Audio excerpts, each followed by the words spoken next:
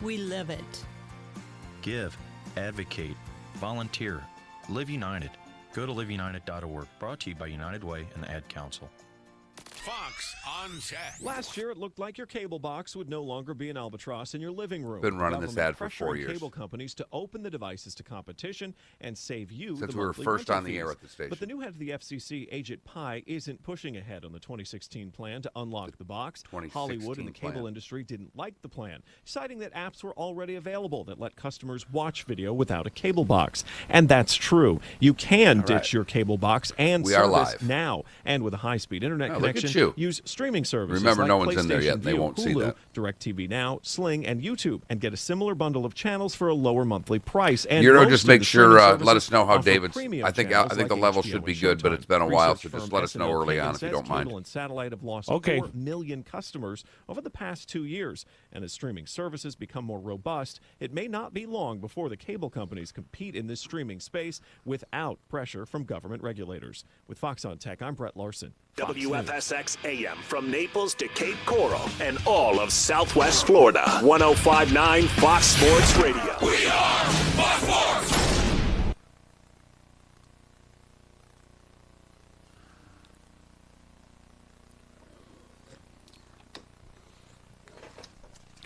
I know, isn't he? I look a mess, and he looks clean cut, thin. Couldn't agree with you more.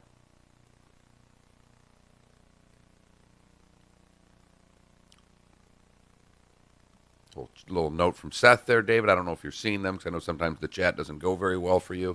I just saw David. That's Seth, yeah. And Plummer, welcome back, looking good. Yeah, you got them all. You're on top of it. Like my mom in a NASCAR race.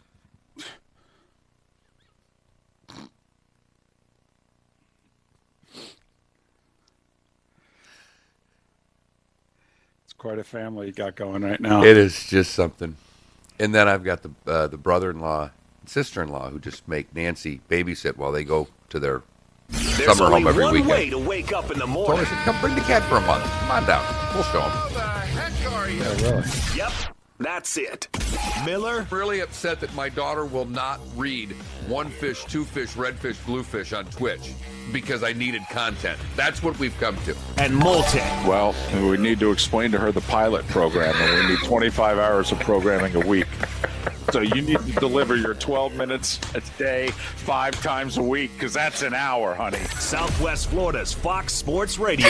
All guests appear on the Goldberg Noon Abraham There's Hotline. nobody safe on this show. Goldberg-law.com. Yes! Oh, I like it. It's up to you now. It's up to you. I like it. Now, the best local sports show this town has ever heard. Here's Miller and Moulton. You're live.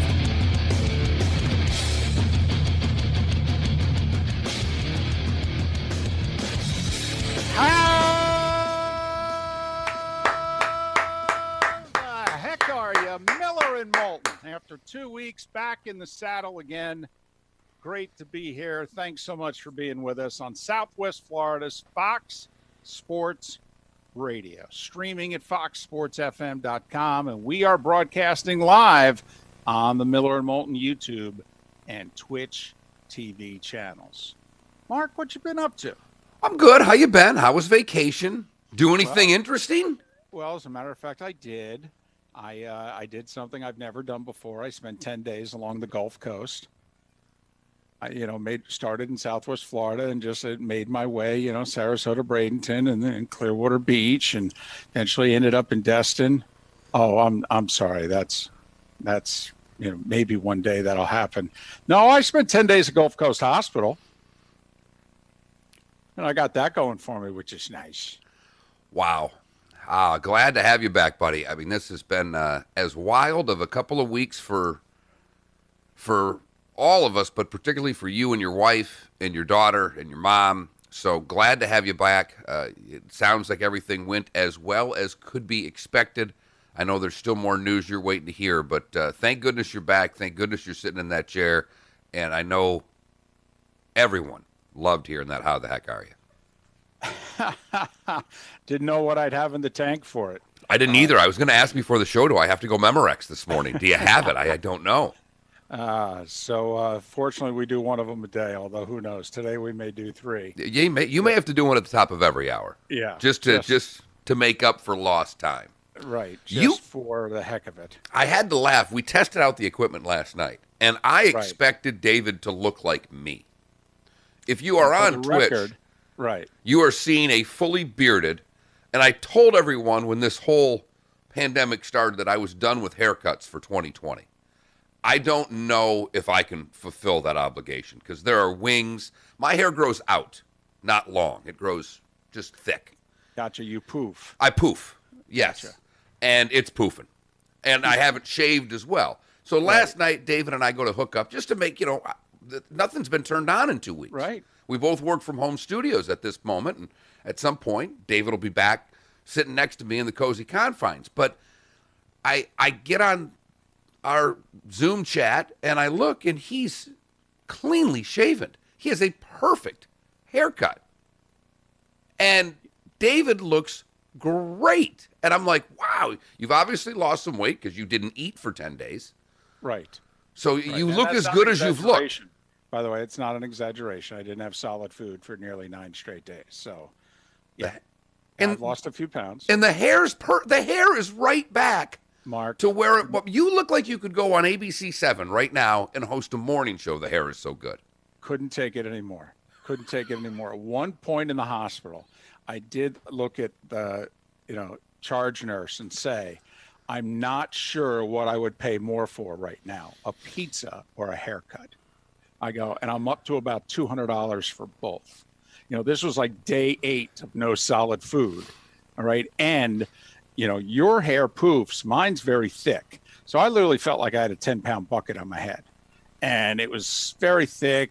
It's just, and, then obviously being in the hospital and all that, it just, you never get really fully clean and all that. So by the time I came home, I looked at my wife and I said, listen, drastic times call for drastic measures. We need to get a professional over, sit in the middle of the kitchen, wear the mask, the whole deal. Let's do it. And literally I'll pay whatever. It does not matter at this point.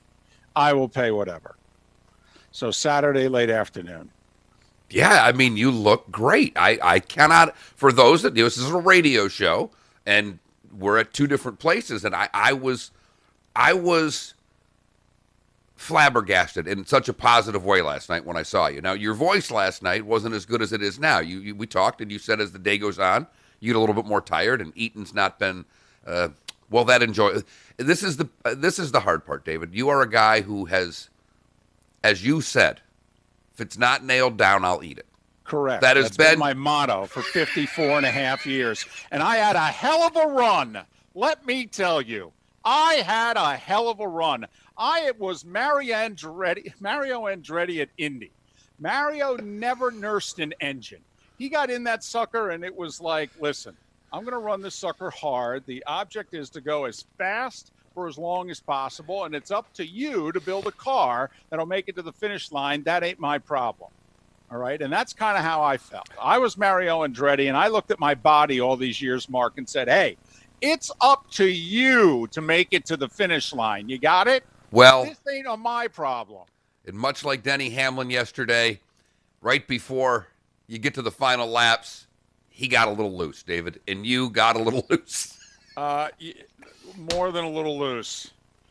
More than a little loose.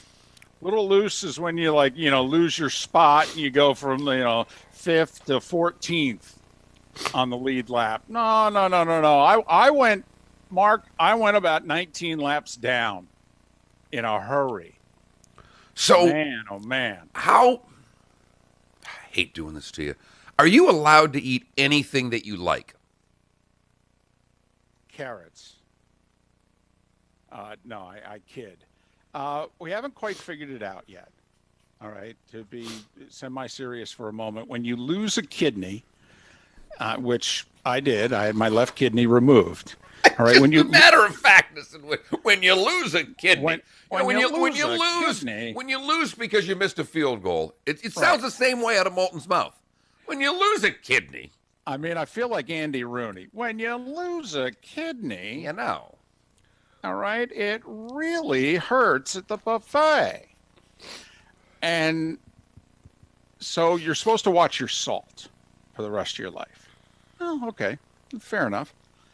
And I'm someone that was also in the area code of, hey, you need to be watching your sugar. So I got both of them now going on at the same time, where I got to figure out a diet in which I'm watching my salt and I'm watching my sugar. All right. And Mark, so far, what I know I can eat are carrots and grapes. Good. Yeah. So I got that going for that. I like. It's a good start. There's lots of other stuff. You know, I mean, basically anything green is apparently considered good for you. Well, I don't like most food that's green. Even though I'm Irish, I don't like most food that's green. So, you know, we got to figure things out, Mark. That's all. You know, I'm looking at the comments coming through on the text line, and most are incredibly appreciative, and most are a lot of fun. And then all of a sudden, I see someone, you know, because Seth Everett, a guest of the show, is hosting it on Twitch as well, and he kind of threw the Andy Rooney quote in there. What's the deal with losing a kidney? And that fits. But the person right after that says, matter of fact, losing a kidney is a lot like losing a wallet. It took until 6:09. Look at that. For a listener to carve you. Who was that? They all have goofy names on here. Unbelievable. But I believe his name is Mark. Because I know a lot of these, you know, from people texting and things over the years. But I believe that it took till 6:09 for someone to throw a lost wallet reference. Although, when I read that, David, it made me think of a poll question. What was the toughest? Which one? What was the toughest loss? What do we think David's toughest loss was? The phone, the wallet, or the kidney? Ooh, there you go. I like it. Done. Done. There's our poll question today. Toughest loss Moulton has suffered in Act 2. Lost wallet, lost phone, lost kidney. There you go. I'm going to go kidney. Although I think you might say wallet. I would definitely say wallet. I will definitely say wallet. You know why? Because at some point, I'm not going to be in any more pain and this, that, and the other thing. Meanwhile, the wallet's still haunting me 15 months later. You know, I don't feel as if the kidney's going to be haunting me in September of 2021. Let's hope not. The wallet's still haunting me. Let's hope not. Let me tell you. So, you know, one thing I've been meaning to ask you, were you and Roto in the same hospital? No, we were not, although we were hospitalized at practically the same exact time. Roto had a kidney transplant. And so far everything's gone well. Yes, he's home. Yeah. He got home late last week, and he's doing well. And yes, I don't know if rushed, but I went to the ER Sunday morning, the 17th of May. And Roto had his kidney transplant on Monday, the 18th. So I texted him from the hospital late Sunday and was like, hey, you're not going to believe this. But we've got even a little bit more in common. We got this kidney connection. Right. And he sends a text to me late Monday night that says, hey, I did my part. Time for you to do yours. Got that right. And thank goodness the surgeons and everybody in the team at hospital apparently did a wonderful job. And I don't know how many people take 2 weeks off for cancer and come back, but that's what David just did. And you know, we'll make light here and there because that's who we are and what we do. And some of the lines that I heard from David's wife and a couple of things that either John told me or you told me that happened are next level funny. I had told David when we talked a couple of days into it, he lets out 4 or 5 just biting one-liners. And I said to him, you know, I know, David, at one time you did stand-up, and you said it's the hardest thing you ever did. I said, I'm pretty sure you've got a tight 12 right now. Oh, there's no doubt about it. I could open for a comedian or two just based on the last couple of weeks. There's no question. Jim Gaffigan has an entire routine, all right, or at least a 20-minute part of his routine based on his wife's brain surgery. So there is comedy to be found everywhere. And it's just tough to feel it as it is happening. And Lord knows we need as much comedy as possible right now. Yeah, I think that's fair to say. Yeah. Mm-hmm. It's the first time, Mark, in which I feel as if it's time to give the phone number, 479-5551. There you go. You want to chime in? The Williamson Brother Marine and Roofing text and talk line 479-5551. Miller and Moulton back at it after a 2-week hiatus. I hadn't been on the text line in a while. I did spend the first couple of days that we were off responding to everybody to let them once you let the world know, for the people who are not on Twitter or not on Facebook and weren't aware of what was going on, there was a little biting irony when people are texting the show, what, you guys fired again? Then I can say, no, David's in the hospital with cancer. How do you feel now? How do you like me now? Huh? You went to the well once too often with the whole fired line, okay? All right, there you go. We've been waiting a long time to be able to come off the top rope with something legitimate besides our mediocre careers. And boy, do we have something now. And David Moulton went Jimmy Superfly Snuka off the top rope. Right. But if I could explain for a moment, it was, and I don't know, those that are listening is, how much you know and when you knew it and all that. But, Mark, everything happened very rapidly. I thought I was having a kidney stone. And my wife drops me off at the ER. Well, neither one of us are thinking this is going to turn out to be what it turns out to be. I'm going to go in. It's going to take however many hours it's going to take. And my wife's going to come back and is going to pick me up and take me home. Well, obviously that wasn't the case. Turns out it was something very serious. Hey, you've got kidney cancer. Hey, we got to remove this sucker. And we got to make sure that you don't have cancer anywhere else. And you're going to be here a while. And during the times that we're in right now, that means that when my wife dropped me off at a little after 3 a.m, that's the last time I was going to see her for 10 days. I mean, there are no visitors allowed. I mean, my understanding is they've made exceptions for end of life. End of life, and I believe birth. In some cases, a dad can come in, I think, as it's happening right after, because I have a very good friend who's going to be in that situation in the next 7 days. And so, obviously that Sunday was a whirlwind. I mean, to find out you've got something that wrong with you, and obviously you hear the C word and you get a little concerned. I was more concerned for my wife, my daughter, and my mother, and felt badly for them that they could not see me. But my wife said, how do you want to handle this? And I'm like, well, we're going to keep this in house. And, maybe I don't know, let some word out Wednesday night, the night before the surgery. And, there's a lot of stuff to deal with. I'm not really thinking about this. And woke up early Monday morning, the 18th. And, my wife and I were talking, and she just said, this is hard. And going at this alone is even harder. And without people knowing, and in the world that we're in right now with the coronavirus, basically my wife felt, I know she felt this way, but she thought, you might even need this more than you realize. You might need the social media connection. You might need the support. You might want to let people know what's going on. And so, Mark, we joke about a lot of things, but we're either all in or all out. I mean, I joke there's only one way to get into the pool, and that's you cannonball in the pool. Damn right. And so if we were going to do this, if we were going to let the word out, the only thing I said to my wife was that I want it somewhat coordinated time-wise, because I don't want certain people finding out. My wife's mode of communication is Facebook. Mine is Twitter.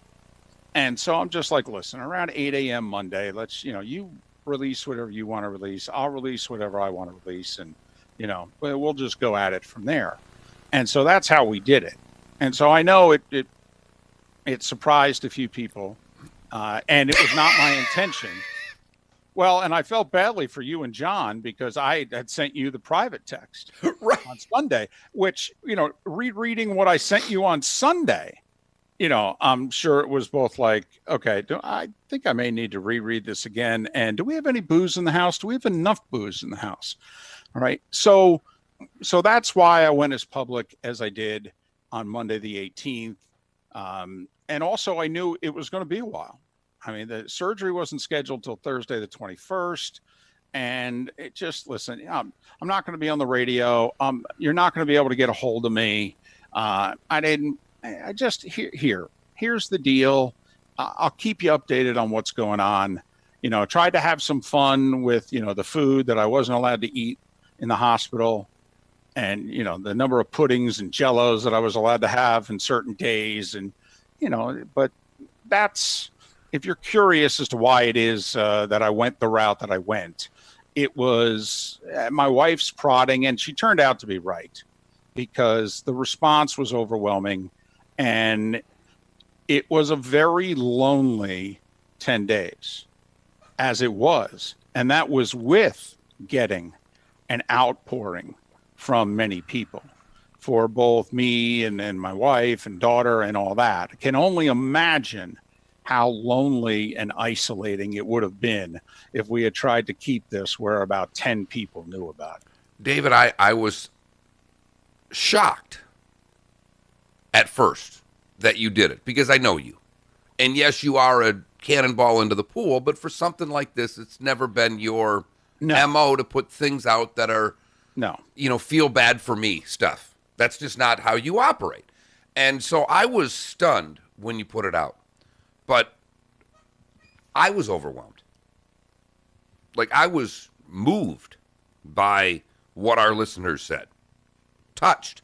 Couldn't believe it. And so I have to think that it was that way for you. I know it was that way for your wife. And thinking back upon the reasons for your doing it, your wife had let obviously some family and a few of her close friends know, but two of the people she would have had to deal with exclusively if this didn't go public was John and I. And how could you imagine putting your wife through the fact that the only two people that she has to communicate with that are not family are Cassio and myself? That reason alone was enough to put, looking back upon this, that was reason enough alone to get it out there on Facebook. She needed positive people behind her. She did not need John and I. You know what? Maybe that was her intention the whole time. She had that in the back of her mind. And I joked with you when you first told me. I said it to you yesterday. I said it to you that when you first told me, I said, I'm probably more nervous for your wife than I am you, because I made every effort to try to deliver a Starbucks to the garage. She wouldn't let me. I tried. Right. I would have even cleaned the damn garage. Who knows? So I checked into the hospital on Sunday the 17th. And my wife picked me up early in the afternoon on Tuesday, the 26th, I believe the date was. So it was a full 10 days. Mark, you have to go to great lengths these days to have a 10-day hospital stay in America. I mean, you have a kid, they try to pump you out in 36 hours. Pretty much. Try. I mean, in fact, those that are working on a master's, come up with a thesis in which you think that you could come up with something in which, without hesitation, you get a 10-day hospital stay. Boom! Just like that. Yeah. Mm-hmm. So Miller and Moulton. If you chime in on the Miller and Moulton YouTube and Twitch TV channels, I have lost a few pounds. There's no question about it. I'm down at least a size. I've gone from 2X to X at minimum, and I am full speed ahead towards large. I mean, I am just shedding pounds by the hour, it seems right now. So in 2 weeks, I've probably lost 30. Well, it goes without saying when you don't have solid food for 9 consecutive days. I mean, This is basically your version of going on the original Survivor. Correct. And I always used to watch Survivor and go, this is the most ridiculous thing in the world. And not because of the tasks and this, that, and the other thing and the stupid mind games and all that. But wait a minute. You mean to tell me I'm going to have to eat like berries? I'm going to have to go out and catch it, kill it, and I get like a quarter of it? That's it? I have to share it with the rest of you? Right. Are you serious? No, I don't think so. Yeah. I used to remember the original Survivor. And I know it's still going on. I know, but the original one, that guy who won the original one lost like 35, 40 pounds. Right. He came off and he's doing all the TV shows, and he was half of the size that he was. And that's where I was going with it. Yeah. So, and I'm that guy too. I mean, there's no doubt about it. Miller and Moulton on this Monday, which we are affectionately calling March 93rd. Excellent.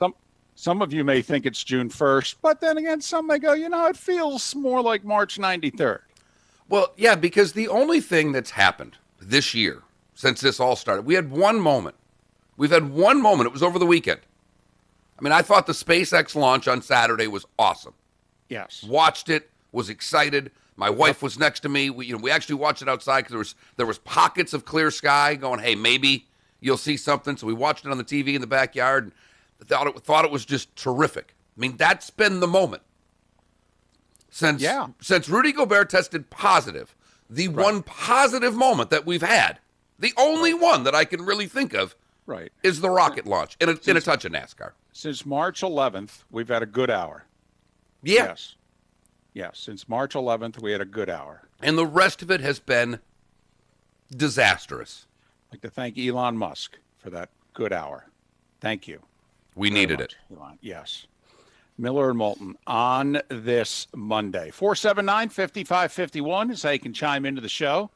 479-5551 on the Williamson Brothers Marine and Roofing text and talk line. Feel free to sign up and watch via the Miller and Moulton YouTube and Twitch TV channels. Coming up, do we still do this? I don't even know what we do anymore. Well, all right. If Giro's got the sounder, play it. Next, here on Miller and Moulton, Southwest Florida's Fox Sports Radio. Receiving. Over. Alexa, play Fox Sports FM on TuneIn. LeBron has shown his greatness. Kevin Durant's a better player. Sorry, I don't know that one. Smart speaker. Are we cheering for idiots? What's going on? Sounds more like a dumb speaker, am I right? You're an idiot. Nice job. Get Southwest Florida sports talk delivered to your speaker. This is easy. Just say, Alexa, hello. Play Fox Sports FM on TuneIn. Finally, something worthwhile. I didn't think it was going to be this easy. We are Fox Sports.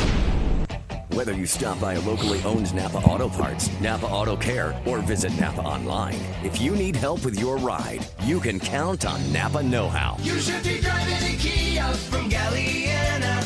Galliana Kia. Galliana Kia in Fort Myers is open and we're here to help. Over 400 vehicles in stock. New 2020 Kia Forte LXS lease. 0 down. $149 per month. That's right. A new Kia for $149 per month with 0 down. Plus at Galliana Kia in Fort Myers, you can drive payment-free for 4 months, interest-free for up to 75 months, and worry-free for 100,000 miles. Plus prepaid gas for up to a year. Our parts service and body shop are open to serve you. New Kias. 0 down. $149 per month at Galliana Kia. 1/2 mile south of Daniels Parkway on US 41 in Fort Myers. Open every day, including Sunday. Call 239-481-2600. GallianaCars.com. You should be driving a Kia from Galliana.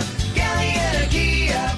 36-month lease, 10,000 miles per year, 0 to signing plus tax, tag, title, doc, and dealer fee. 0 security deposit, $13.33 per month per thousand borrowed for 75 months at 0 APR with 0 down. Listen to the Dan Patrick Show at work. Never boring, that's for sure. Streaming 24/7 at foxsportsfm.com. We are Attention, Southwest Florida.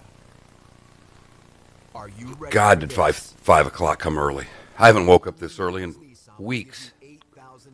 Well, at least 2. Been staying up late. I mean, I got it to where it was like 11 midnight every night. Look, there you go. I'm figuring, I'm hoping now that school's about out, I can go back to that and just get a good nap every day. Here you go. To find out the KBB.com current market value for your trade-in. We'll give you $8,000 more. So what's scary, David, is when you start having kids watch things early, they like them. Maddie's got a car. Really? Kyle Busch, M&M and Skittles. Well, sure. That's her guy.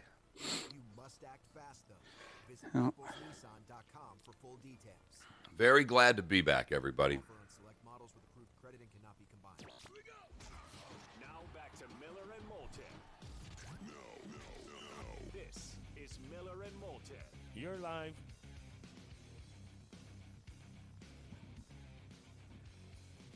And as we approach 28 minutes past the hour, thanks for waking up with Miller and Moulton once again on Southwest Florida's Fox Sports Radio, streaming at foxsportsfm.com and broadcasting live on the Miller and Moulton YouTube and Twitch TV channels. You can chime into the show via the Williamson Brothers Marine and Roofing text and talk line at 479-5551. That's 479-5551. A lot happened over the course of the last 2 weeks. We won't go that far back, but we'll go at least 24 or so hours back as we start with the starting five. Big stories that you need to know. This is Miller and Moulton Starting Five. Fox Sports Radio and FoxSportsFM.com. Well, heck, it seems as if every other hour NASCAR is racing. How's this working for you, Mark? Thank God. Xfinity today. Let's go. That's right. Yep, the Xfinity Series races today. That's Ross Chastain, the Pride of Alva, the watermelon farmer. That's his main series. As for the Cup race yesterday at Bristol, Joey Logano, Chase Elliott, they were going at it. Chase Elliott kind of lost his cool. He wanted to wreck Joey Logano so badly, wrecked himself in the process. Brad Keselowski, with about 3 laps to go, said, "Hey, thanks. Really appreciate this because I had no chance to win this race unless you two took each other out." And Keselowski ends up winning. Clint Bowyer second, Jimmy Johnson third, and Kyle Busch fourth. But they are a racing damn near every other day, it seems like, on average, between the Cup, the Xfinity, and the Truck Series. But I'm serious, Mark. Is this working for you? It is. Now, the 600 is the dumbest race in the history of mankind. That is just too damn long, especially when you start it that late at night. You can't have – it's like Monday Night Football. You can't have the games ending after midnight. It just doesn't work for most people. Well, the other thing that hurt the 600 is, remember, it normally airs later in the day after the Indy 500. So, you kind of can say to yourself as a sports fan, even if you're not big into motorsports, today is a big racing day. I can go from one to the other, and you're a little more accepting of the Coca-Cola 600 when it's following Indy. But the other side of this, they've been at Darlington and they've been at Bristol, which are 2 really good tracks. As I am getting an education from my son about racing, and he was here for the 600, and we watched quite a bit.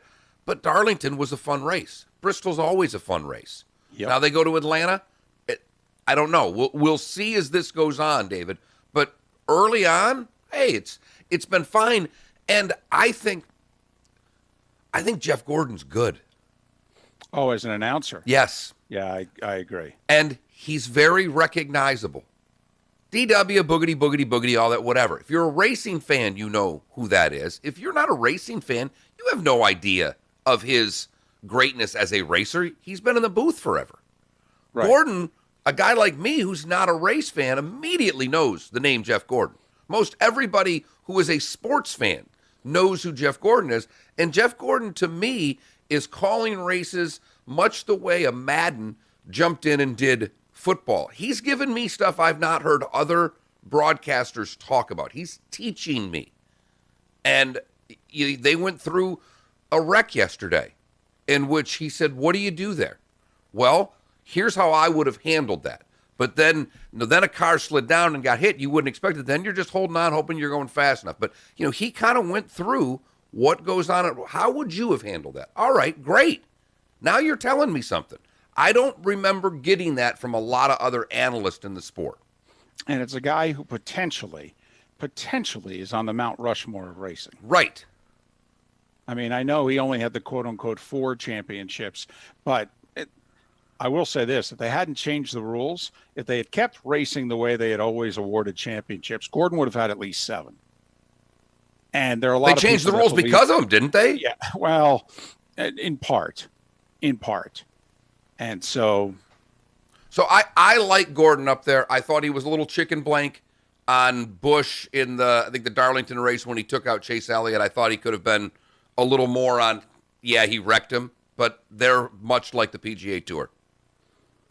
When it comes to, they're just not going to criticize other drivers. Right. And Gordon actually has the gravitas where he could do it. Yes. Yeah. Which is why it's a little more disappointing, because you guys can say it because you're great. There's not a person racing around on that track who's a better driver than you were. Although there are some that believe that Kyle Busch is in the area code.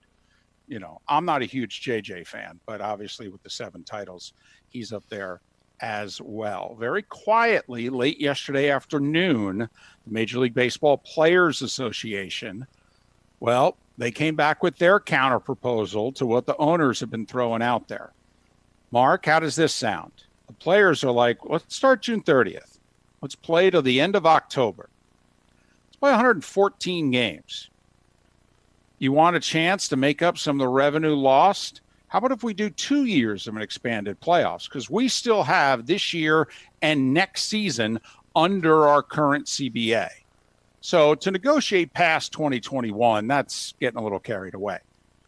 But how about if we expand the playoffs for the next 2 seasons? Something about $100 million of deferred money. I don't quite understand what that's all about because in the grand scheme of things, that seems like a tip. Also, the players said, listen, an opt-out for all players if they just don't want to play because of the coronavirus. And, I have felt that way from the very beginning. My feeling is, hey, if you don't want to play, that's fine. Now, you ain't getting paid. And I don't think you should get your service time. No way. All right. But listen, if you're not comfortable playing for a variety of reasons, I'm not going to hold it against you. But you don't get your service time, you don't get paid. And, whenever it is you feel like coming back, okay, the club deals with it accordingly. That's the players' counter proposal. I'm much more on the player side on this one than the owners. I know the players are getting crushed public relations-wise. It is interesting to me what the owners are doing concerning minor league baseball right now. If I were you and you're not quite sure as to which side to be on in this, and yes, it is billionaires arguing with millionaires. There is no winner here. But the billionaires are firing minor leaguers. Firing. And or if they're keeping them, they're not paying them. Or they're cutting their pay by 25% of what they would normally pay them. And we are talking fractions on the dollar here. I mean, Mark Lerner, the guy who's the primary owner of the Nats, is worth about $10 billion here. And for him to pay the minor leaguers that are in his system $400 a week. David, that's what he said he was paying them. Comes out that he's only giving them $300 a week. That's right. I didn't want to jump you there because this is your thing, but, right. He said he was giving them $400. Turns out he was giving them $300. Right. He cut him 25%. Right. And now he doesn't want to pay him at all. Right. So I do find that interesting. I think the owners are showing their true colors by how they're handling the minor leaguers. In fact, to me, this is so incredibly short-sighted. If I was advising the owners weeks ago, in fact, I believe we even talked about it at the very beginning of this when we said, hey, this is going to become a big story here in about an hour. Because we kind of let everybody know what was out there right before it hit the mainstream media. We were still talking football and paying attention to anything football. And we said, this is going to be the next big sports story in America. But one of the things that we thought the players should have done, Mark, is the players should have said, listen, all right, we're not arguing for money for ourselves, but the minor leaguers got to get taken care of here. These guys haven't been paid since Labor Day weekend of last year. They're going to lose a year of their career, 95% of them. There's going to be no minor league baseball this year, barring the unforeseen. And David Price, with a magnanimous gesture in which for the month of June, now remember, David Price is yet to throw a pitch. Glad you got this because it's where I was going to go next. He's yet, David Price was in the Mookie Betts deal to go from the Red Sox to the Dodgers. Well, obviously, Betts and Price have yet to do anything for the Dodgers. And now, yes, does David Price make a very good living? Yes, he does, to the tune of $31 a year. I mean, David Price basically makes $1 million a start. But David Price offered for every Dodgers minor leaguer because he found out that the Dodgers were going to stop paying their minor leaguers as of yesterday. David Price said, add up how many minor leaguers you have that are not on the 40-man roster. Let me know. I will stroke them all a check for $1,000. Now, that's about 125 to 150 guys. Now, think about that. I mean, in the grand scheme of things, once again, we're talking about a big tip here for your pizza delivery in the world that they live in. And so this whole billionaires, millionaires thing, I'm on the player side. Mark, I feel at the end of the day, the players will go off the cliff on this. I really do. And I don't think the owners will. So I think the players are going to win this one. But it is going to set up, mark my words, the 2022 baseball season will not start on time. No way. No way. And the problem is if the players were to do what the owners want this time, then the players would hold firm. If the players get their way this time, now the owners are going to be even more firm. And it's been a ridiculous. I don't try to engage in sports social media fights by people when they start putting posts up that I hate baseball players. But I wanted to let people. This has nothing.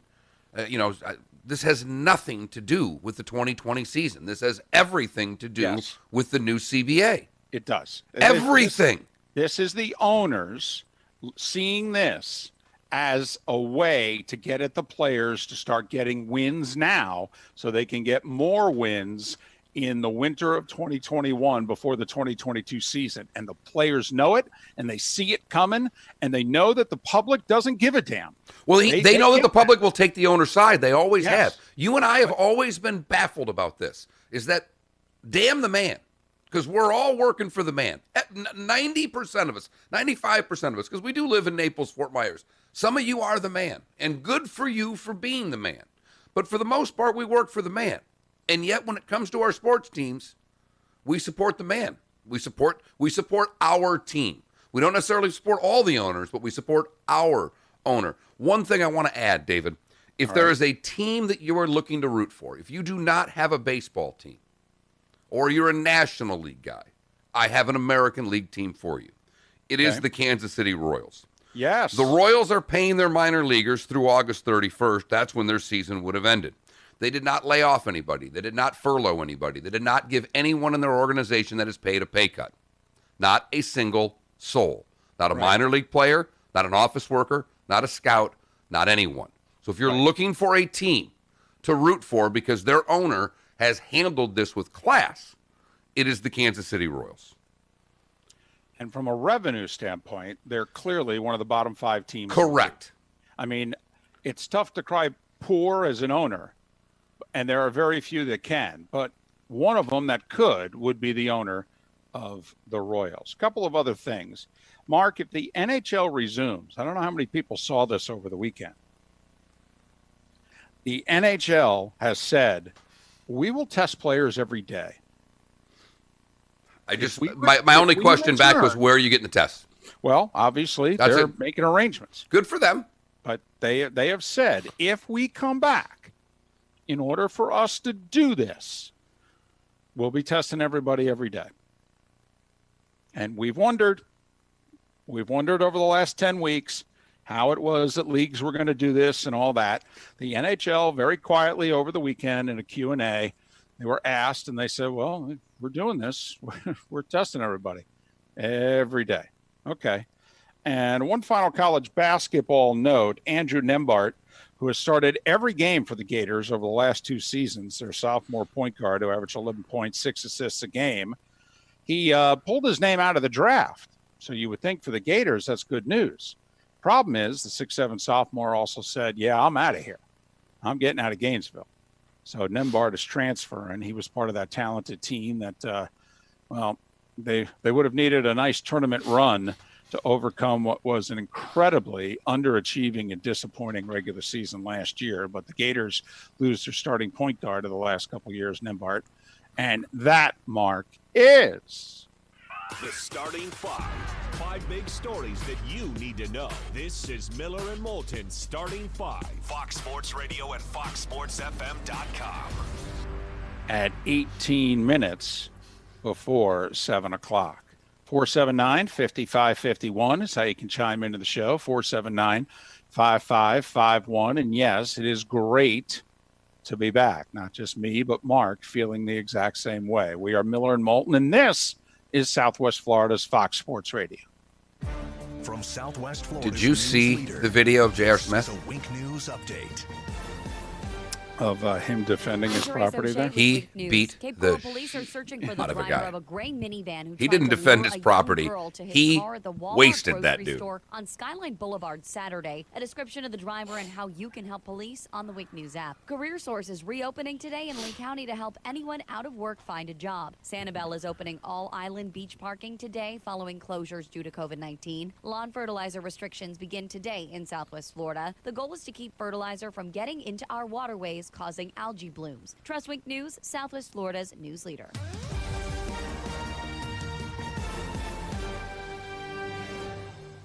Welcome to the program. This is the Dan Patrick Show. I kept thinking, God, the Patriots on in prime time. And I'm looking at this as a fan. Am I tuning in to see if Jarrett Stidham is any good, right? Who else are you tuning in to watch with the Patriots? Couple of cutaways of Belichick, great. Sony Michel, who am I tuning in to see? There is no interest in watching the Patriots. Dan Patrick. The Dan Patrick Show. Guys out of Miller and Moulton fans, it's great to see you, David. Thank you for sharing. Your recap was powerful. Did I miss part of the story when you got a haircut? I figured the hair was 7 to the 10 of the lost pounds. Talking about insurance. Ready? Go. So, And also someone else asked, did your wife finally give you a hug? everyone's grammar is completely yeah, kind of, sort of. The texting and the LOLs. Whatever happened to punctuation? I mean, drivers who switch to progressive Masks on. Okay, you win. Kind of, sort of. Kind of one of those half body deals. So. At Charmin, we understand the last thing you should have. Well, you could ask me some of these questions. Is having enough toilet paper. Please know we're working around. And what other material do we have? More Charmin as quickly as possible. There's a Charmin commercial running on our $2 million airwaves. to direct relief to serve our community. John did say to me something along the lines of, he goes, guys, it is hard to find filler right now. Please stay safe. Cathedral Roofing Innovations. Now, Hurricane Irma was a long time The ago, question you really have to ask yourself if you're watching on Twitch right now, you're hearing these commercials, and I'm going to, at least this is what I'm thinking. You're probably not. I know David is. Is anybody paying for any of these? I think a couple.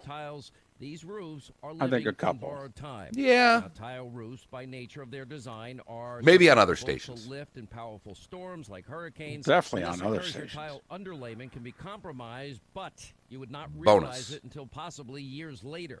Now, with Cathedral Roofing Innovations, you Added get a great roofing value. company to inspect your roof for any damage.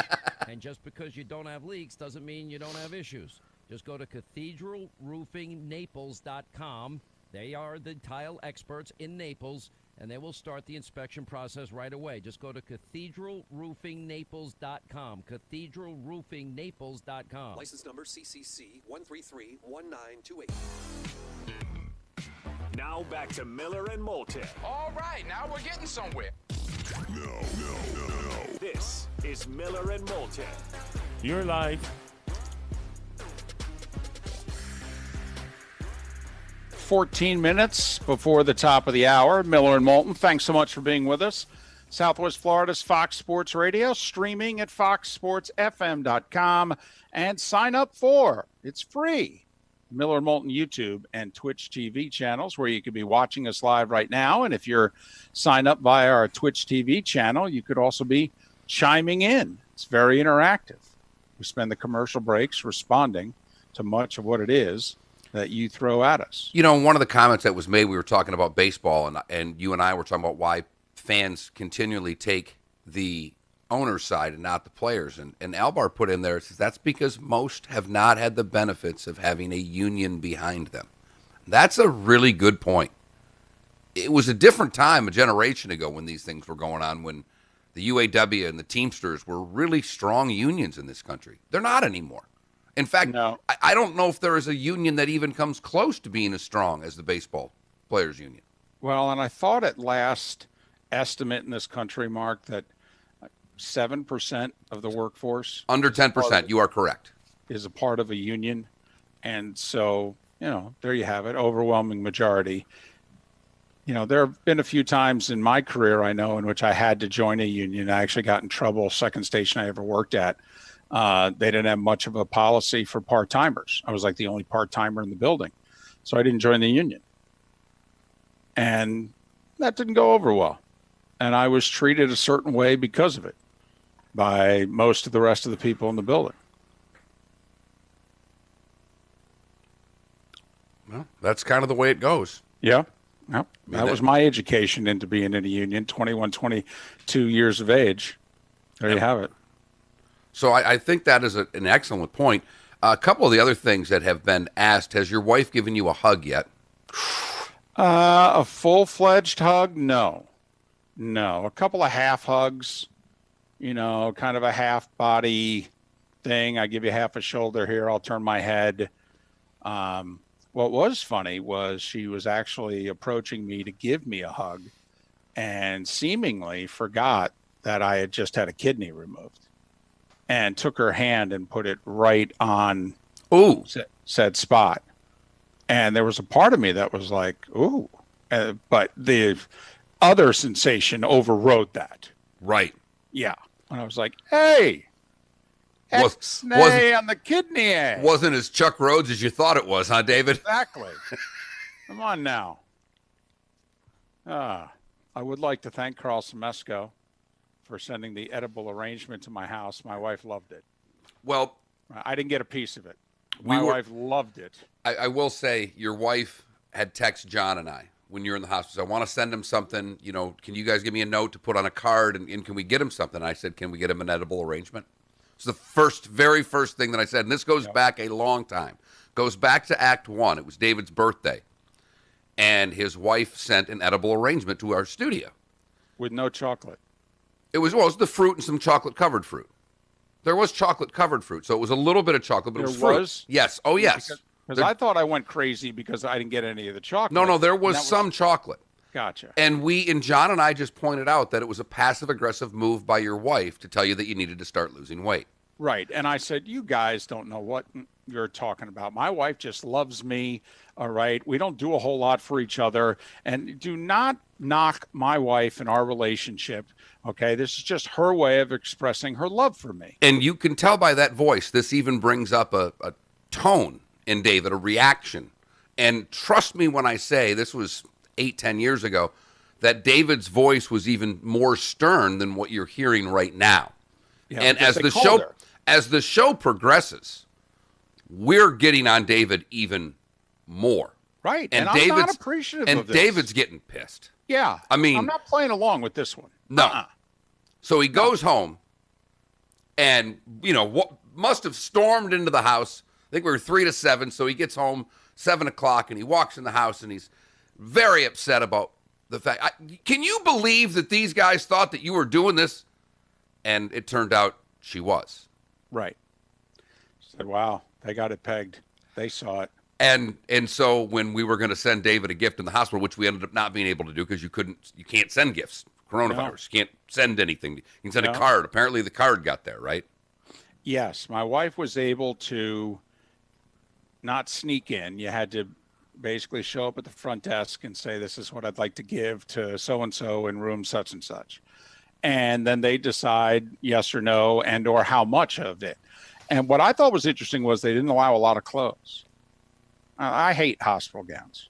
And I wanted to be in shorts and a T-shirt for as much as possible. And they would only allow like one pair of short and one T-shirt up at a time, which I thought was weird. But my wife snuck in about 5 family photos. And apparently she called around to a few people and said, hey, say something for him, and got a couple of cards and wrote down what everybody had said or text her and what have you. So I had these greeting cards around me along with pictures of my loved ones. And that's because of the coronavirus and nobody was allowed in. And I was in the hospital for 10 days. But I will say, of all of the things on here, David had surgery, had a kidney removed. We are hoping that David is cancer-free. Right. The one thing that we don't know, and we're pretty positive he doesn't have it, but there is no way for us to know for certain, is whether or not David had the coronavirus. Because despite all of this going on, couldn't get tested. You were not tested for the coronavirus. No. Begged, asked, even said, listen, when I'm under, just shove the damn thing up my nose. How am I supposed to know? I don't care. Just give me a test. Well, we can't give you a test unless you have any symptoms. Looked right at him, and I go, well, I got cancer. Not a symptom, David. Apparently it's not. That's not good enough. It's not good enough. I'm like, what do you say? I mean, I did. I looked right at the lady and said, I got the big C. I can't get tested for the little C. Little C, big C. What begins with C? Right. The other, I've got to get this one out because this is my favorite story that I've heard. And as we're coming up to the top of the hour, I think it might as well try to end the hour with a laugh. You were on day 2 or 3, no food. Right. And the nurse came in and asked you something along the lines if there's anything you want. And I believe that you said McDonald's. Right. What I'd really like is McDonald's. Yeah. So like a supersized number 3. And she responded to you with, because of the coronavirus, we get free McDonald's just by showing our work badge. Right. Josh, the one nurse, said, we get McDonald's free if we want it. I'm like, well, let's do this. Come on. I believe you, from the quote I got was, because of the coronavirus, we get McDonald's for free. David looked back at Josh and said, what do I get for cancer? Right. Right. Right. What did Josh say? Did Josh laugh?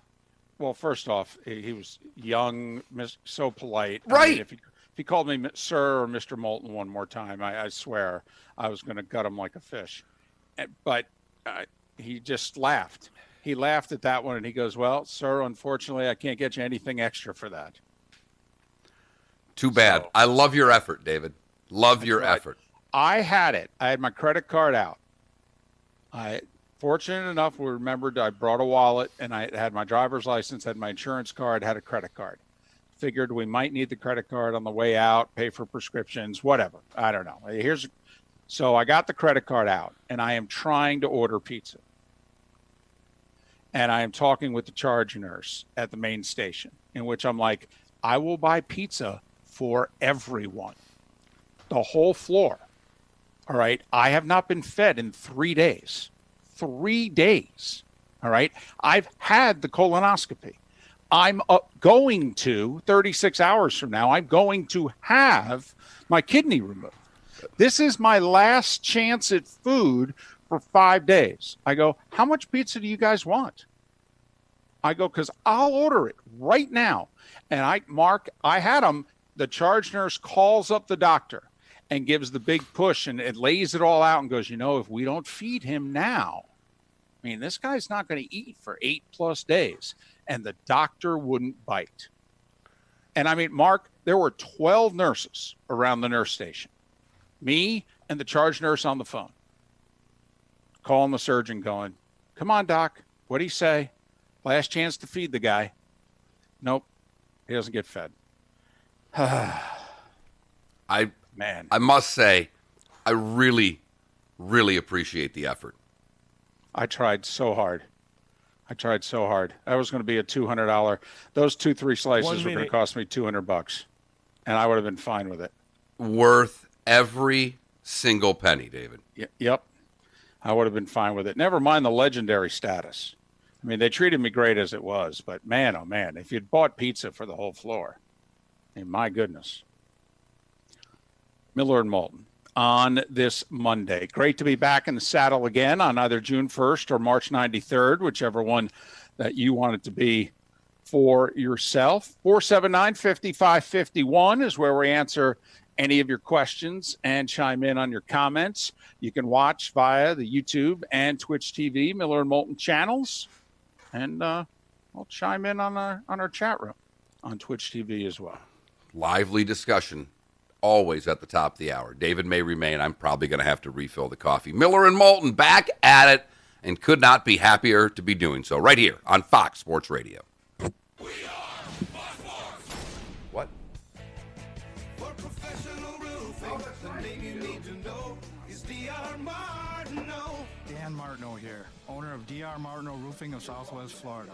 We're still finding a lot of roofs with hurricane and windstorm damage. Call us today for a free inspection. Google ERM Roofing or call 239-332-1441. License number CCC 1326954. For professional roofing, the name you need to know is DR Martineau. We just want to take a moment to tell you, we miss it too. We miss the crack of the bat, the banging of trash cans. We miss the dunks. Slams it home for two. The left turns. Look how close it is for the lead. The hockey horns. The kiss cans. The wave. The high fives. We miss it all. We just got to wait this out and see how it goes. But just because we miss it doesn't mean we can't talk about it. We'll get through it. The USA needs it. On Fox Sports Radio. Great news, Southwest Florida. Below invoice employee pricing at Galliana Chrysler Dodge Jeep Ram. That's right. Below invoice pricing on Chrysler Pacificas, Jeep Wranglers, Jeep Gladiators, and heavy-duty Ram trucks. Over 1,500 new and certified pre-owned vehicles in stock. Loaded, luxurious Grand Cherokee Limited lease. 0 down, $269 per month. That's right. Jeep Grand Cherokee Limited. 0 down, $269 per month. Plus at Galliana Chrysler Dodge Jeep Ram, you can drive payment-free for 4 months, interest-free for 6 years, and worry-free up to 100,000 miles. Our parts service and body shop are open to serve you. Below invoice employee pricing at Galliana Chrysler Dodge Jeep Ram. 1/2 mile south of Daniels Parkway on US 41 in Fort Myers. Open every day, including Sunday. Call 239-481-2600. GallianaCars.com. 42 monthly sum, 10,000 miles per year, 0 to 8 plus tax, title, doc, and dealer fee, 0 security deposit, $13.80 per month, per $1,000 for 72 months, 0 APR with 0 down with lender approved. Hoops in the hallways, battling in the break room, and target practice in the urinals. WFSX AM from the Rock to downtown Fort Myers. We are Fox Sports. Here's what's trending now, brought to you by the Center for Men's Health, C4MH.com.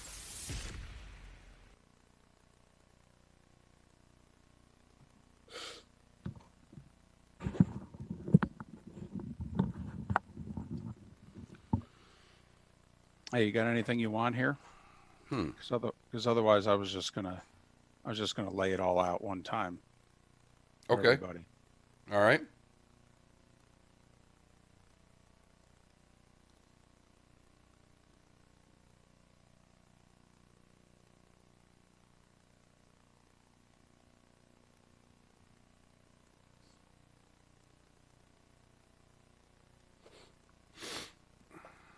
Got a lot of feedback this morning, which is nice. Mm-hmm.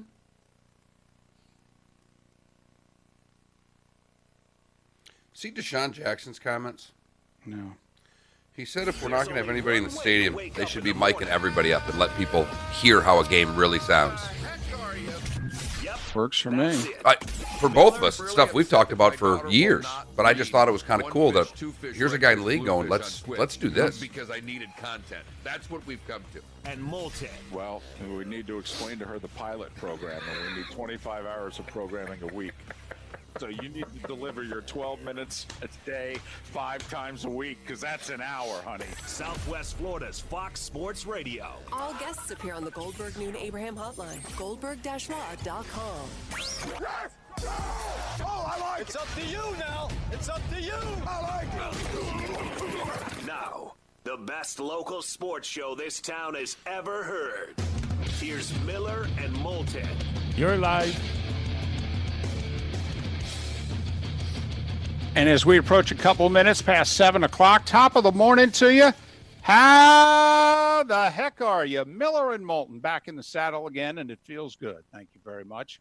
Here on Southwest Florida's Fox Sports Radio, streaming at foxsportsfm.com and broadcasting live once again on the Miller and Moulton YouTube and Twitch TV channels. If you haven't signed up for our channels, do so.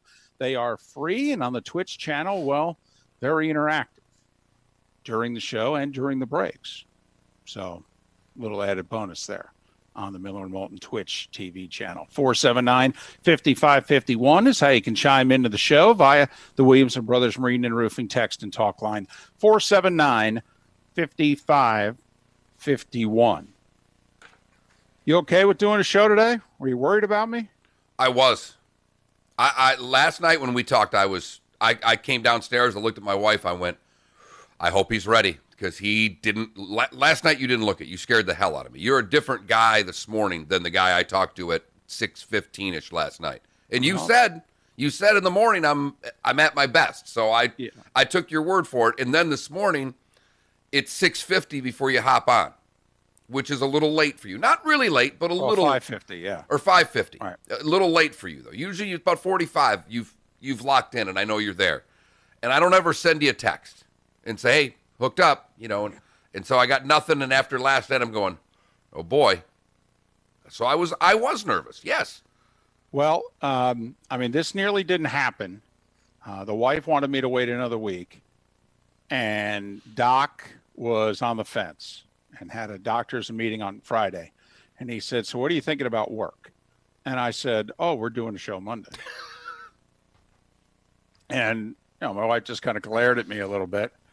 And so the doc just had a couple questions. He's like, "Well, do you have to travel to a studio?" I go, "No, I literally can roll out of bed into a chair and do the show." And so, Doc's talking about a couple things. And finally I looked at him and I go, "You do know I'm sitting on my fat keister talking." I go, "With what I've just gone through, I'm pretty sure I can do this." And I go, "And not only that, I would like to do it. I could use a little fun." Well, and that's where I was having, true disclosure, I was having two conversations last week simultaneously about the show. One with you, and then another with your wife. Right. And this was 2 weeks ago, because you wanted very much, you really believed that on Tuesday after Memorial Day we were going to work. Yeah. David had surgery on Thursday. David thought he was going to have a 5-day cancer, and we were going to do a show on Tuesday. Right. Yeah, that's what I thought. And I am talking to him, trying to keep his spirits up. I've got this conversation on one side, and I'm texting his wife on the other going, what in the hell is he thinking? There is no way we need to rush this and do shows last week. Right. And you guys were right. And I said, I told you whatever the doc says. I said, I'm out. I said, my decision does not, I have no decision. You tell me you're doing a show, I'll turn the microphones on. You tell me we're taking the week off, I take the week off. But I'm very thankful that everybody in your camp was hard enough on you to make you take last week off. Right. Well, originally I thought I was going to get home Memorial Day Sunday or Memorial Day, and ended up not getting home until the day after Memorial Day that afternoon. And obviously wasn't going to do the show for the hospital. So then it was just a matter of, would we do some shows last week? And I needed the time. I did. I mean, this was, the quick version here, ended up having just the worst pain I've ever had in my life on Sunday morning, the 17th of May. And there were a few things going on in which I knew something was really wrong. And fortunately, we don't live too far from Gulf Coast Hospital. My wife took me to the ER. I thought it was going to be kidney stones or something like that. And it involved the kidney, but obviously they said, no, you've got a pretty good sized mass and it's cancer. We're 95% sure we're going to test it, but it's cancer. And I don't see how you can avoid losing that kidney. So, that was a hell of a Sunday morning breakfast. Never mind the fact that I'm still experiencing far and away the worst pain I've ever had in my life.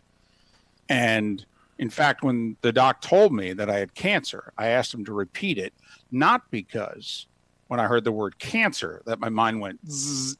It was because the pain was so bad, I didn't know if I had heard it correctly.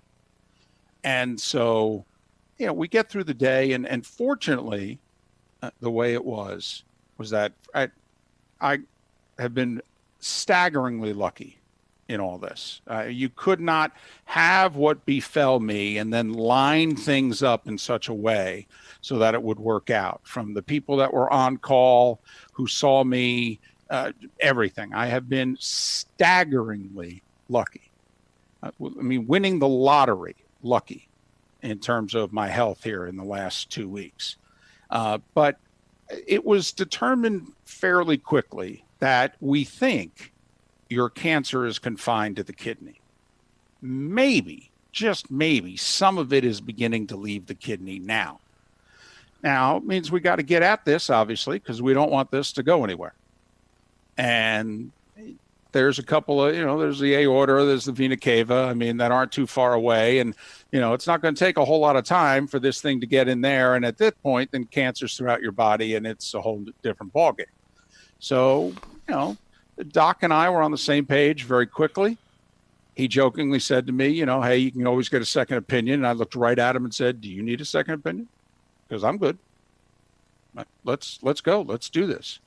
And so essentially what the 10-day stay was searching the rest of the body for more cancer and then prepping me for the major kidney surgery and to see whether or not, in fact, all the test results and everything were right and there was cancer anywhere else. And knock on wood, as of right now, there is no cancer anywhere else. And they got it. So now, obviously, you can come back. But as of right now, if you heard Mark say, the phrase that I was using was that I could end up, if all goes well, I could end up with cancer for 5 days. Be told on a Sunday that I had cancer, have it removed on a Thursday. And, it's a way that I tried to keep it lighthearted. I have to laugh because David's sense of humor throughout this has not been biting. It has been grippingly fantastic. I've been, trying to tell my wife and daughter, guys, don't worry about it. It's not that big a deal. I'm going to have cancer for 5 days. Now they didn't appreciate my humor, as they often have not. But it was my way of trying to say, listen, it's going to be okay. That was my way of saying this is going to be okay. We all get feelings. It's just, I don't know if I should buy that, or I don't know if I should do that. I can honestly say, I never during all this had a bad feeling. Ever. Now, those around me did, but I never did. To be told what I was told and endure what I had to endure, and yet to me it was all kind of like, well, okay, this is a game plan, and we're going to go about this, and we're going to be all right. In fact, we could turn out and, we could be, damn near better than what we were, quite frankly. This could work out really well. That was the way I was looking at it. And that could be naive, that could be foolish, the whole deal. And it was not false. We all view things differently.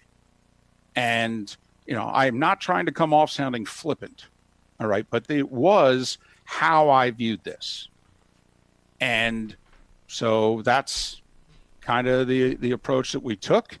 Had the surgery on Thursday, the 21st. The next 2.5 days were hard. There's no sugarcoating it. They take an organ out of your body. This just in, it hurts. It hurts. And then you could talk about, got to get the pain medication. Yeah, no. Nope. No, there's pain medication, then there's pain. And pain kind of taps pain medication on the shoulder and goes, I got this one, thanks. So, but I have not taken a pain pill for 8 days. And you go back a couple Sundays from now. So anything left over? Yes. Yeah. There's a bottle. Oh no, there's I'll be over at 9:30. Yeah. Oh yeah. Oh no. Which makes me think of the late Joe Scott. Yes. Yep. That's my wife's first hip replacement surgery, and they gave her the really good stuff. And she took about 3 pills and then said, don't give me any of these. So when I got done telling the story, all Joe wanted to know was, still got those pills? Yep. I said, yeah. He says, well, you can bring them in. We can make a lot of money. Especially at that place. Right. So that was kind of how it went. And, I came home last Tuesday, and I don't know if I could be doing better. I really don't. I don't know how I could be doing better for what it is that befell me, for what it is that I had to endure. I feel incredibly lucky, and that's basically what happened. I have not stepped on a scale. I will tomorrow afternoon if you're watching on the Miller and Moulton YouTube or Twitch TV channel. Ooh, can you go live on Twitch for the weigh-in? But put it this way, there's a chance, all right, that the digit after the 2 could be the smallest that it has been Well, maybe since I've been in my 30s, and I'm 54. I mean, I'm trying to remember the last time I was even in the 250s. And I have a very good feeling I'm already in the 250s. Well, I can show you on the app how to go live on Twitch tomorrow. I think it would be. All right. I think it would be something there. Doctor's going to look. I'll tell you, whoever in that place, they're just going to look at you just crazily. Yeah. But my wife's I gonna will appreciate that too. I will really thank, as David went through this, I really want to thank all of our listeners. The things that you said on Facebook and on Twitter meant something to everybody, to David's wife, to me, certainly to David.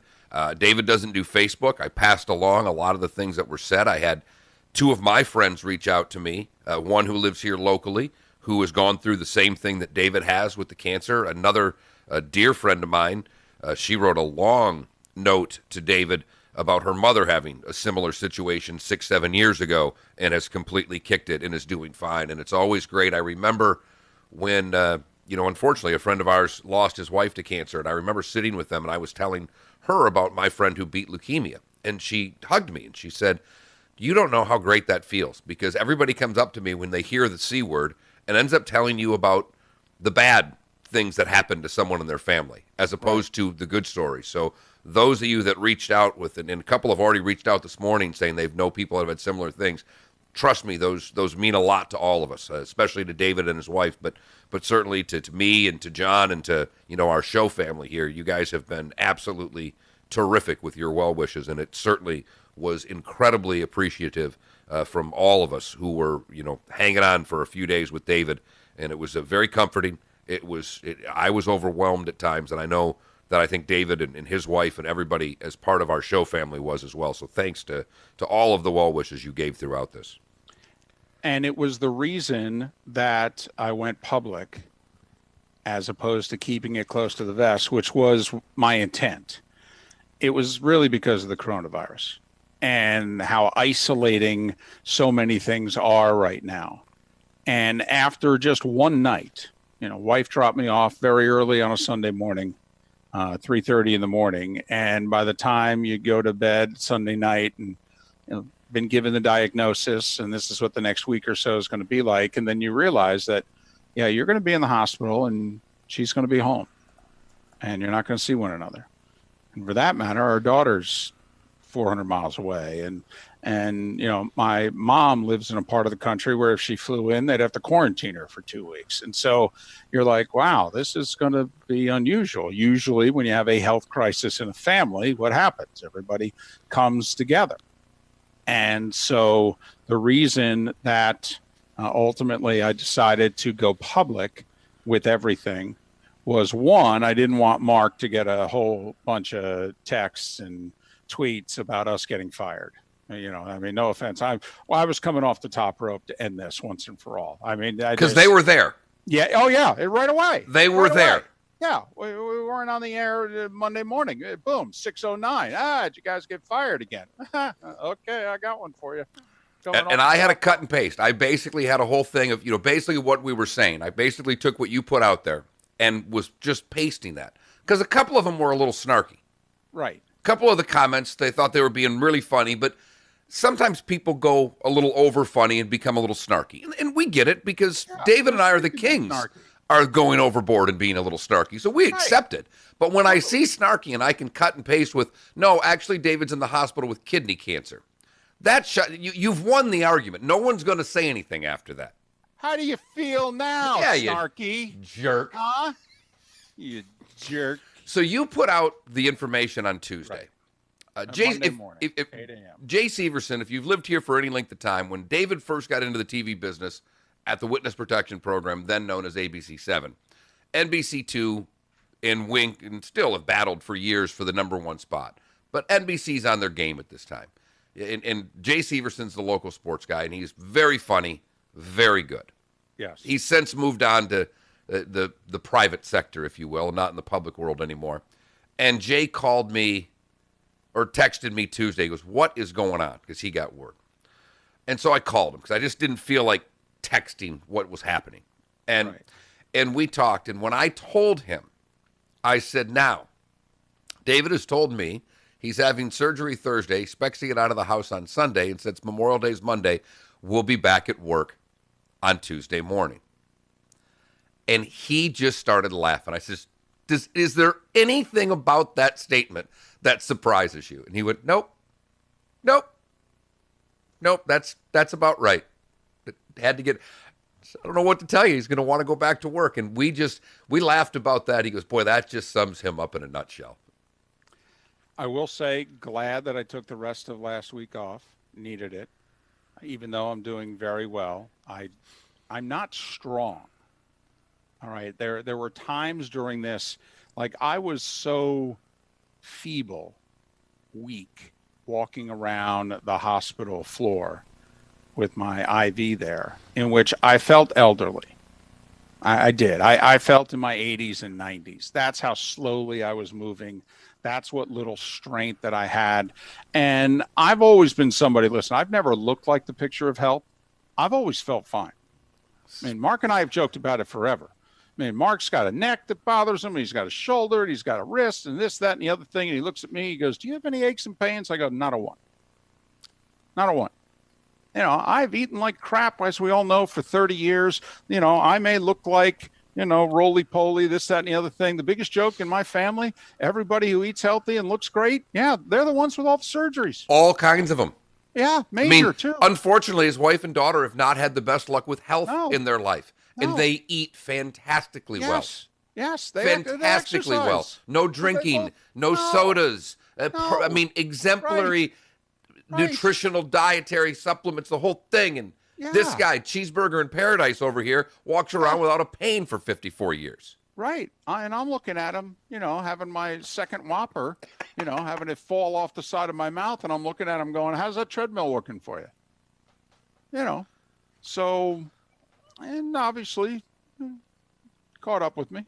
All right, a really serious question here, David. Okay. Serious as I can get. All right. Couple months go by, we're going to get the diet right, we're going to fix things, we're going to keep you on this healthy thing. And let's just say, I don't know, September 18th, you're on the road for Florida somebody. Okay. And the doctor says, all right, you can now, once a week, you can eat something that you want. Okay. What would be the first thing you would go for? Ooh, wow. Because for years, and I'll let you think about this for a second, for years, David has sworn to me that if he was ever on death row, and he said this publicly, this is if you've listened for any length of time, you know what the answer here is, because someone got on me about not putting a Big Mac as one of the choices of food that David would want in there, and I'm like, I don't know what to tell you. As a show, we are loyal to the Quarter Pounder with cheese. Yes. That is our I have not had a McDonald's sandwich in, I don't think, 15 years. But the Quarter Pounder with cheese is the staple at that restaurant. It's not, they're made on the Big Mac. The Big Mac sucks compared to the Quarter Pounder with cheese. Thank you. So that's what I figured, because you said on death row your last meal would have been a supersized number 3 with a cheeseburger, maybe a double cheeseburger on the side. Oh, definitely a double cheeseburger. Yeah, it used to be, we did up that. It used to be the extra cheeseburger, but once they put the double at 99 cents or whatever, done. Why? Why stop at a cheese? 94 cents for a cheeseburger, 99 for the longest time for double cheeseburger. Yeah. I mean, come on. It's just, you're telling me to have the other piece of meat. Right. I mean, 5 cents? Are you kidding me? I mean, I'm not stupid. Throw it in there. But, ooh. The diet's going to become fairly restrictive here. I know. No, you will be on a very restrictive diet more than likely for the rest of your life. But I'm guessing there will be times in which you can cheat. Yes, there are. So when you're allowed your first cheat day, probably a nice steak. That's probably where I'll go. If I could have a steak once a month, that'd be cool. All right. Well, the first one that you're able to get is on me, and we're going to Pease. That's it. Well, whenever you're ready. How about that? Till then, we'll give you some egg whites and some spinach. I've already had the egg whites. Just enough with the spinach already. Enough with all the greens. Come on now. Please. Come on. Lost 30 pounds in 2 weeks. I mean, By not eating. You're going to have to start. Now you got to start losing weight while eating. Oh, I know. Thank you. Thank you, Mr. Nutrition over there. Really appreciate that. I'll do it with you. No. Nobody should do this with me. Your wife sent me a very funny text. I don't know if she told you. early on in the process in which she said, you've made fun of Mark and his smoothies for the longest time. I bet you'd want one of those right about now. And I text her back, actually, no. And this is when I'm like early in the 8 days that I'm not going to eat solid food. And she's like, yeah, you'd probably want one of those smoothies right about now. I'm like, no, actually, no. Doesn't mean I won't get there, but I'm not there right now. Appreciate the thought, though, really. Miller and Moulton. So that's all of it. And when you're a semi-public person, you have to make a decision as to how you're going to handle certain things. And so that's why we released, when I say we, my wife and I, we released certain information the way we did it. And it was mostly because of the coronavirus. And that we just felt we didn't want to be alone. We did not want to go through this alone. And that it was going to be hard enough physically to not be with one another. But that we thought everybody should know, and you can all react accordingly. And the response, I mean, if I start thinking about the response, I'll get emotional. It was amazing. And, we've joked for a long time, when you're in television, there is an arrogance that comes with television in which you think everyone is watching. When you're on TV, you think everyone is watching you. When you're in radio, you think 7 people are listening. And the one thing that was proven, certainly a couple of weeks ago, was that there are more than 7 people listening. And there have been more than 7 people listening over a long period of time. It was very touching. I know it meant a lot to Mark, just to hear from so many. And so very appreciative of that. And hope I didn't scare you too much. And 2 weeks later, here we are. There we go. Just a little 14-day IR. That's how we roll on Miller and Moulton. Fox Sports Radio, streaming at foxsportsfm.com. And you are looking live at the very small David Moulton on Svelte. The Svelte. I feel svelte. The Svelte David Moulton on twitch.tv. From Southwest Florida's news leader, this is a Wink News Update.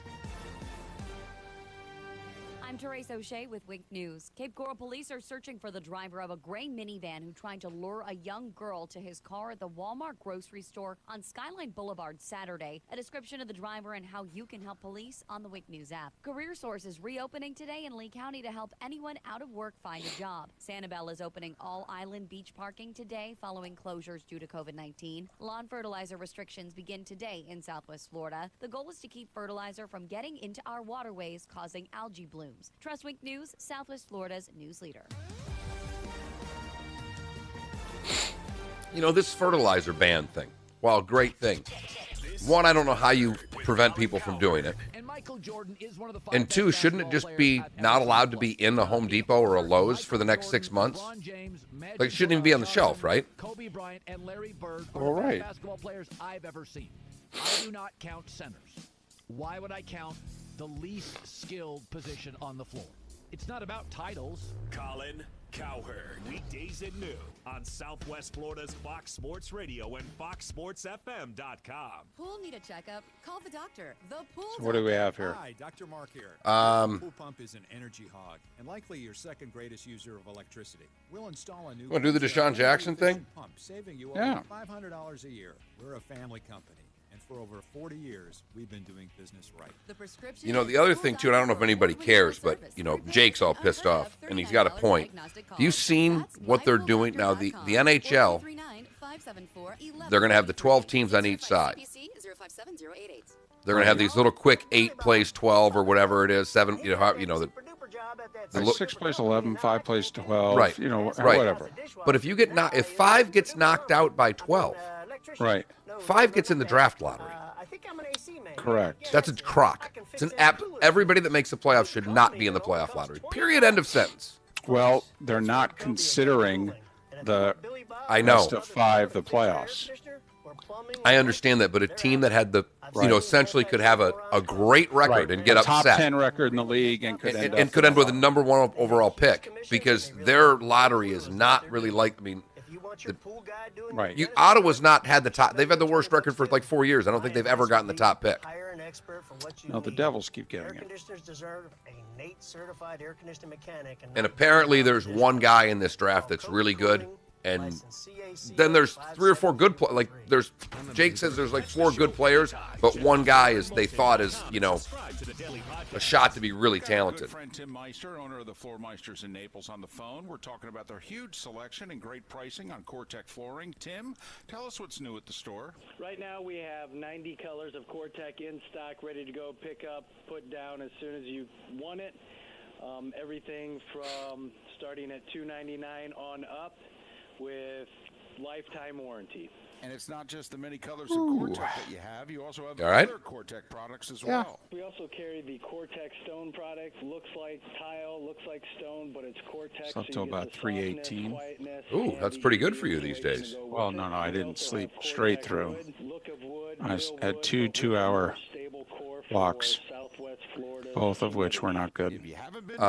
Did you, Seth asked, did you watch any shows? Like, did you binge watch anything from your phone? Did you watch anything in the hospital? Just too much pain to even do anything? No. The only thing I watched my last night in the hospital was Messier deliver Game 6.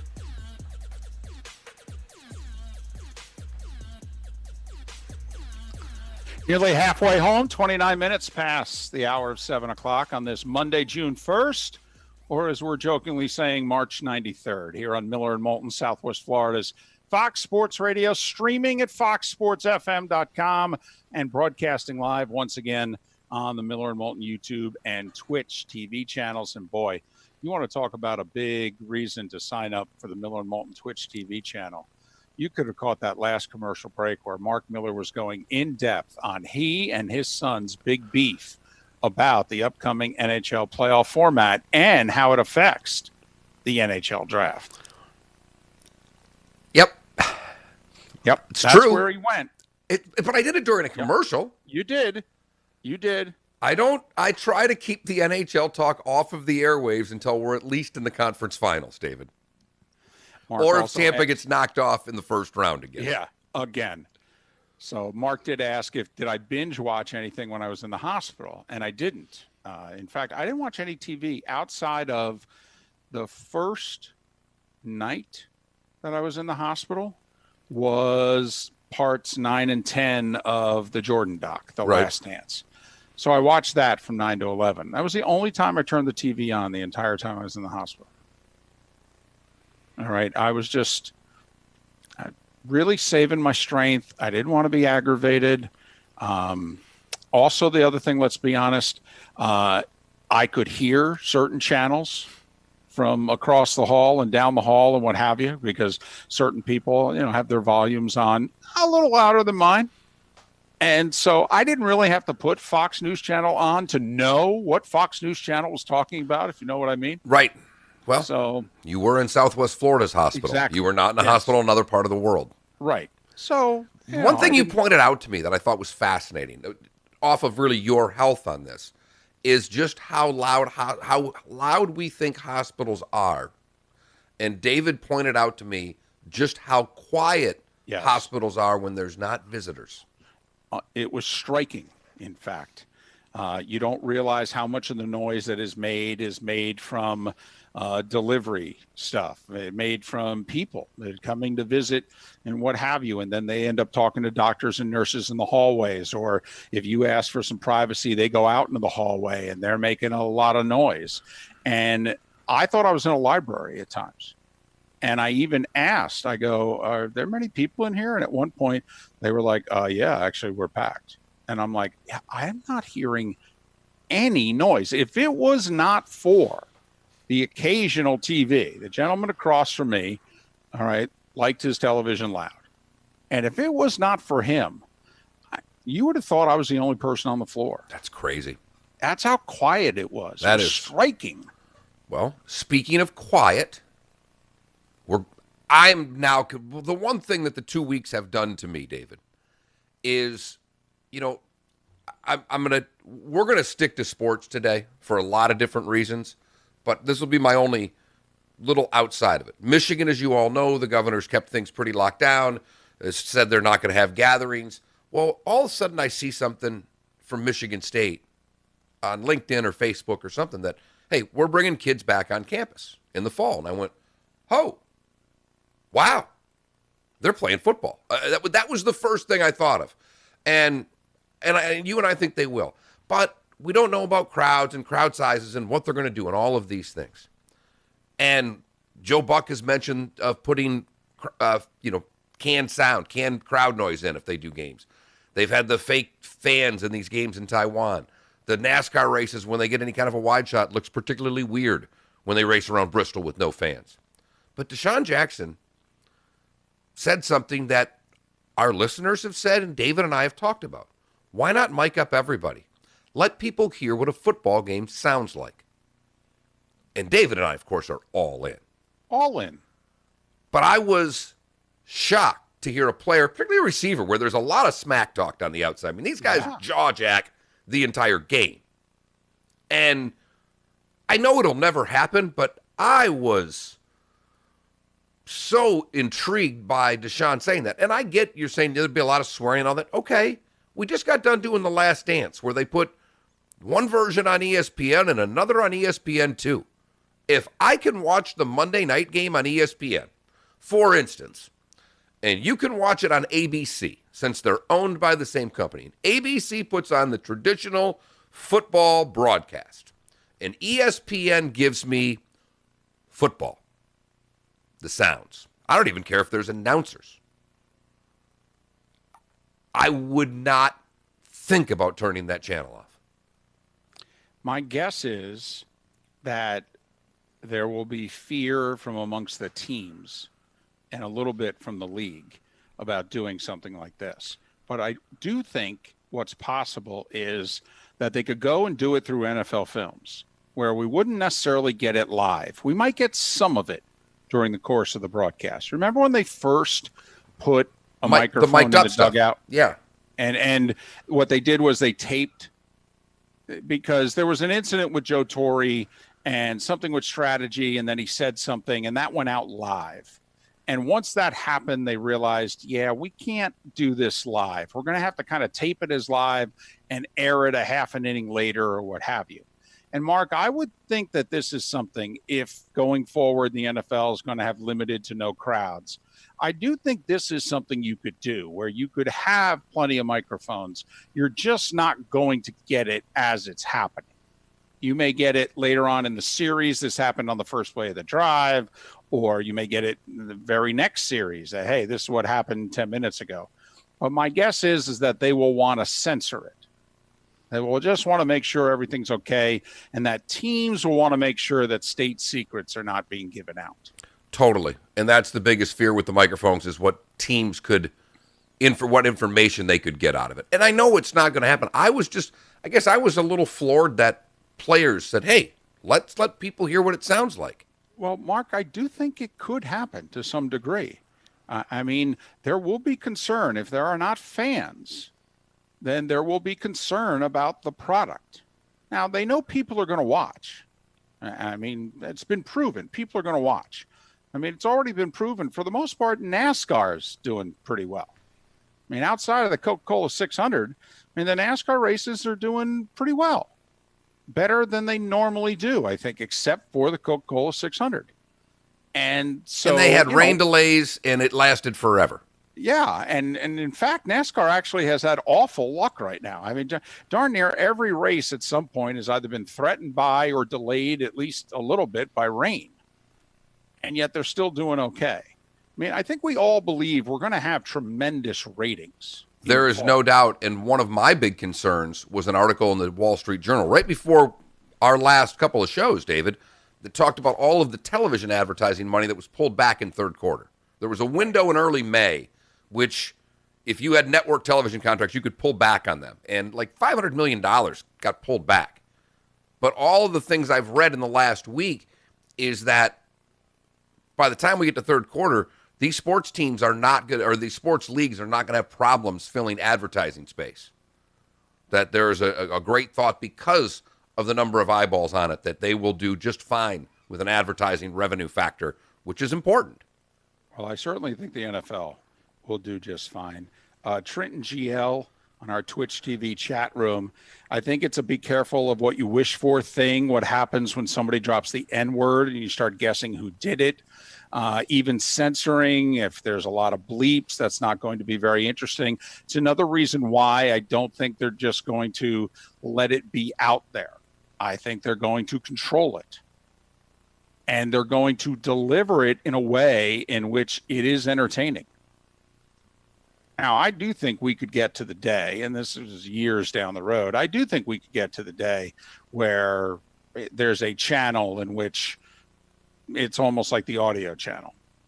And the way in NASCAR, when you go and you can, listen in on your guys' pits and the communication between the spotter and the crew and the driver and all that, I do think there's going to be a way going forward, because there'll be an extra revenue stream, that the NFL will figure out a way to have some sort of enhanced audio.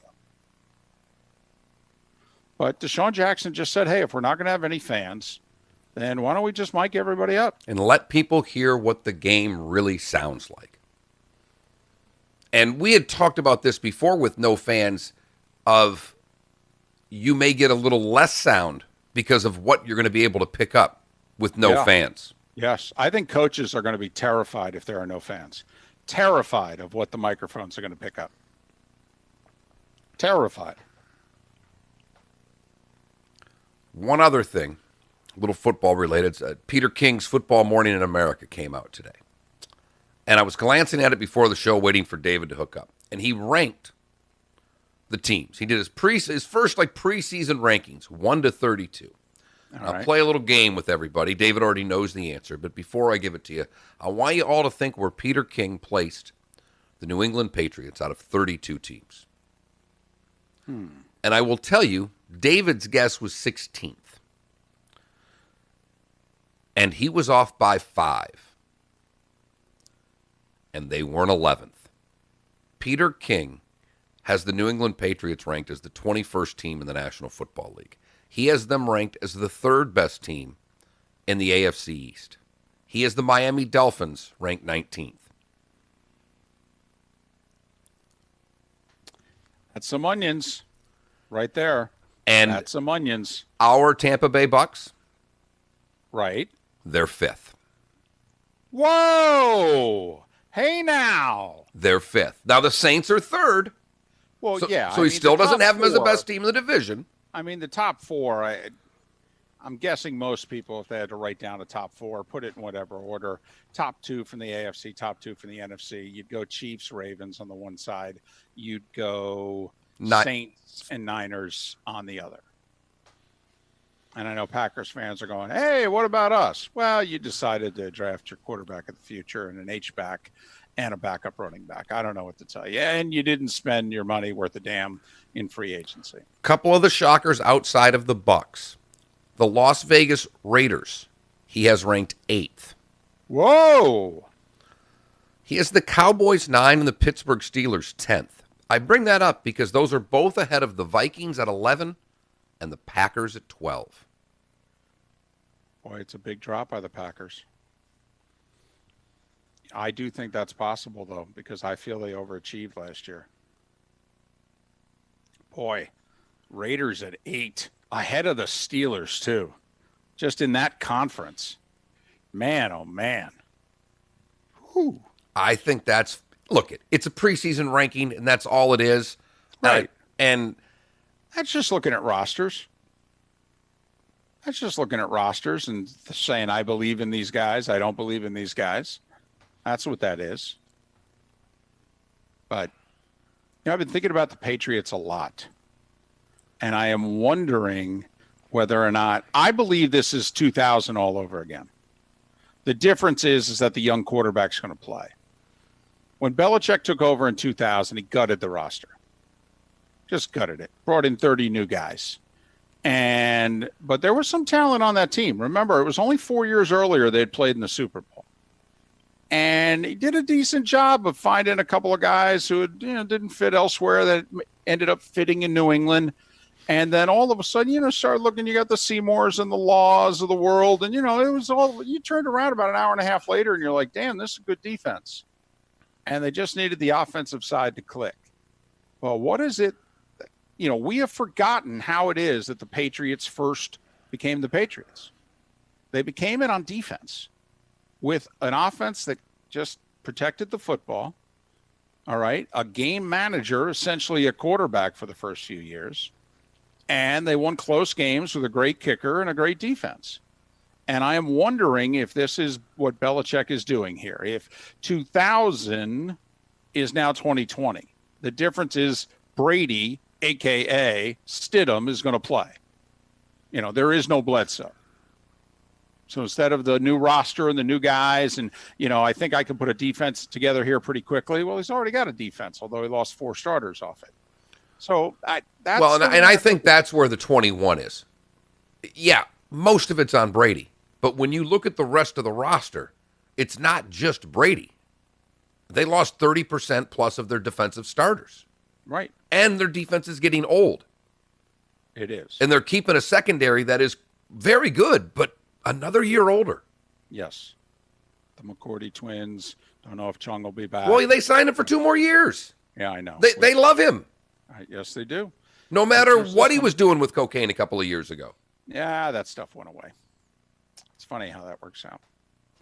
Miller and Moulton. Today was the day when. Did you prep for this at all? Kind of. Okay. It's almost done.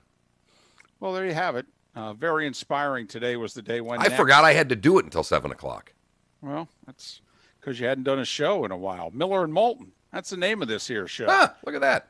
On Southwest Florida's Fox Sports Radio. Drive home with the Doug Gottlieb Show. Blake Snell is going to make a whole hell of a lot of money the next couple of years.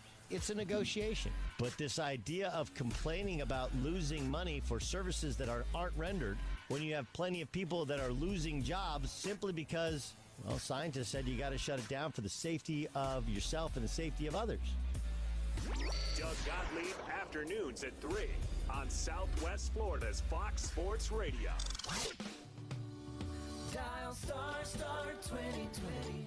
Friends, I care. When it comes to cataract surgery, the lens you choose matters. Dr. Jonathan France and the caring team of surgeons at France Eye Care want to help you navigate your vision challenges with an intelligent solution, the PanOptix intraocular lens. Dr. France, proud to not only be the first in Southwest Florida to bring you the breakthrough technology of the trifocal solution, he's also the #1 PanOptix surgeon in the state of Florida. PanOptix, specially designed to help patients see 20/20 at distances that are near, far, and even in between. Experience the freedom of living without glasses for distance driving, computers, and reading. With PanOptix, you'll experience a clear advantage that you didn't know was possible. See your future in 2020. Find out if you are a candidate for PanOptix today by dialing ** 2020 from your cell phone or call 239-418-0999. Friends, I care. Pool need a checkup? Call the doctor, the Pool Doctor. Hi, Dr. Mark here. Do the math. Taking care of your pool is probably not a good use of your time and money. Free $50 Bonefish gift certificates when you sign up for one of our award-winning weekly service plans. We're a family company, and for over 40 years, we've been doing business right. The prescription is the Pool Doctor for award-winning pool service, repairs, and unheard of $39 diagnostic calls. That's mypooldoctor.com or 239-574-1133. State certified CPC 057088. This is our commitment to you. We're going to bring the funny. This was all an elaborate joke. We're going to bring the joy. We want to entertain you. We're going to be there for you always. We'll be your escape. That's our commitment to you. A committed, focused culture. We are Fox Sports Radio. It's Fred Kobe with your Kobe Cooling Tip of the Day. One of the biggest fears a homeowner has about their home is that the air conditioning system will need to be replaced. Well, folks, it's going to happen someday, so prepare yourself for that day. The good news is, Kobe Cooling has a 100% NATE certified team of mechanics that actually fix air conditioners. When you call for service, our unique team will find your issue and fix it. Your air conditioner will need to be replaced someday, but that doesn't have to be today. You can still get those giant firms with cheap service call prices and get a sales technician to sell you a new unit Or you can hire a real Nate certified mechanic and we'll fix your system and help you plan for the next air conditioner purchase. Call 239-482-1542 for a real mechanic and not a salesman in disguise. When you think of air conditioning companies, we hope you think of Kobe Cooling. We're the company your neighbors use. License CACO 57313. You should be driving a Kia from Galliana. Galliana Kia. Boy, I'll tell you, if you're in the market for a car, I mean, the deals are amazing right now. Yeah, if you have money. Zero down, Yep. $149 per month. That's right, a new Kia for $149 per month with zero down. Plus at Galliana Kia in Fort Myers, you can drive payment-free for 4 months, interest-free for up to 75 months, and worry-free for 100,000 miles. Plus prepaid gas for up to a year. Our parts service and body shop are open to serve you. New Kias, zero down, $149 per month at Galliana Kia, 1/2 mile south of Daniels Parkway on US 41 in Fort Myers. Open every day, including Sunday. Call 239-481-2600. GallianaCars.com. You should be driving a Kia from Galliana. Galliana Kia. 36-month lease, 10,000 miles per year, 0 to 8 signing plus tax, tag, title, doc, and dealer fee. 0 security deposit, $13.33 per month per thousand borrowed for 75 months at 0 APR with 0 down. Here we go. Now back to Miller and Moulton. No. This is Miller and Moulton. You're live.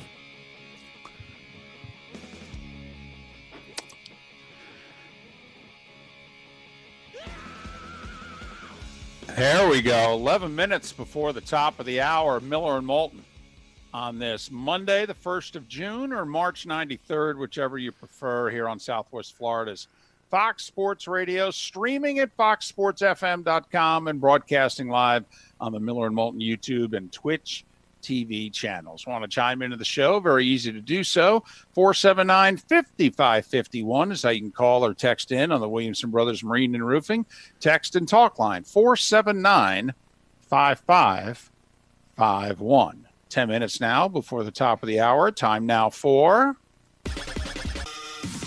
Miller and Moulton's Today Was the Day When, giving you the history of today's date so you're a beacon of useless knowledge around the office. Useless, but a lot of fun to talk about. This is Today Was the Day When, Fox Sports Radio and foxsportsfm.com.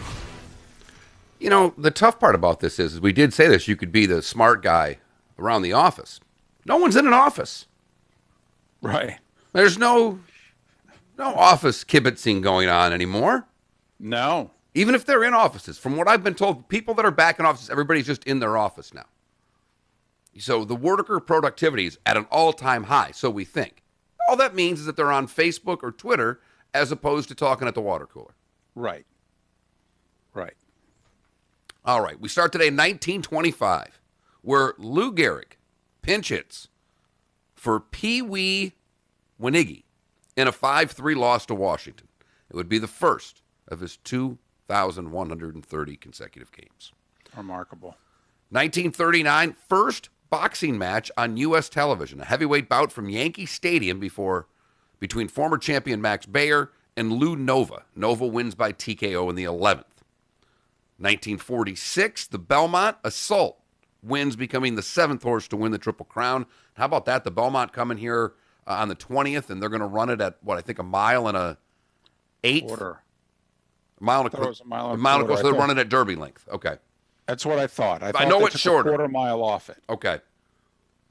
But yeah, and then the Belmont will be first also. Right. Crazy.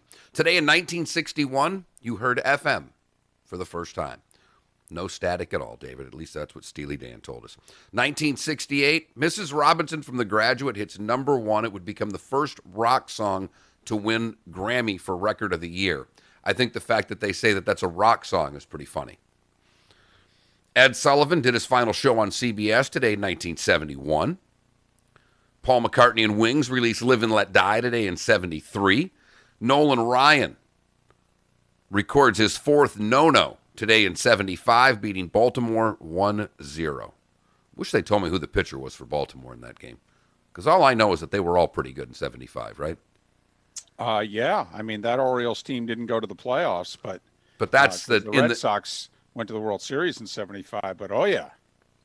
Yeah, they still got plenty of arms there. Ronnie Wood would replace Mick Taylor as the Stones guitarist today in 75 as well. 1979 at the Cap Center in Landover, Maryland. The Sonics beat the Bullets 97-93 for a 4-1 series victory in Seattle's first major pro sports championship. And it was the Sonics' only NBA championship. They lost a Game 7 at home the year before to the Bullets. And the Bullets, and then in 79, the Pirates beat the Orioles in Game 7 in Baltimore. And those were the last two road wins in a Game 7 for a championship for 30 years until the Penguins beat the Wings, I think, right? 09? Yes. And so, but yes, so the Sonics, who lost the Game 7 at home in 78, a rematch in the finals in 79, the Bullets actually won Game 1, and then the Sonics won the next 4. 1980, CNN would take to the airwaves. That's right, June 1st to 80. 82, Ricky Henderson steals 2 bases in a win over Boston while he played with the A's, becoming the fastest to reach 50 stolen bases in a season. It's June 1st. Correct. We don't get 50 stolen bases in a year now by a team, let alone by a player. Well, you know, the analytics, Mark, have said that stolen base just ain't worth anything. Nope, not worth a damn thing. Not worth a damn thing. 92, Penguins beat the Blackhawks for their second consecutive title. 94, Reggie Miller makes 5 consecutive three-pointers in the fourth quarter in a 93-86 win over the Knicks in Game 5 of the Eastern Conference Finals. 25-point quarter. Yep. That was Reggie's entrance onto the national basketball stage. I mean, he was a good player. The Pacers were a good team, but they couldn't beat anybody. And that put them up 3-2. And they were a game away from the finals. And he goes into the Garden and does it and the whole deal. But the Pacers lost 6 and 7. If you were born today, you share your birthday with Brigham Young, born today in 1801. Andy Griffin and Marilyn Monroe were born on the same day in 1926. One had a rocket type of a career. Right. The other one, slow and steady. Slow and steady. Right. Alan Amici, born today in 1933, the great NFLer, played with the Colts, Heisman Trophy winner in 1954. And scored the game-winning touchdown in overtime of the 58 championship game, the game that is credited for bringing the NFL essentially into the modern era and making it a big-time sport. Charles Wilson, our favorite, also born today in 1933. If you've never seen Charlie Wilson's War, watch it today, as a matter of fact. Yes. Yes. Start binge watching it, actually. It gets funnier the more you watch it. 1934, Pat Boone was born. 37, Morgan Freeman. And today in 1944, Jacqueline Bordeaux was born. That's my mom. Happy birthday, Mom. 76 today. Ron, hey! Yeah. Took her out for a little lunch yesterday.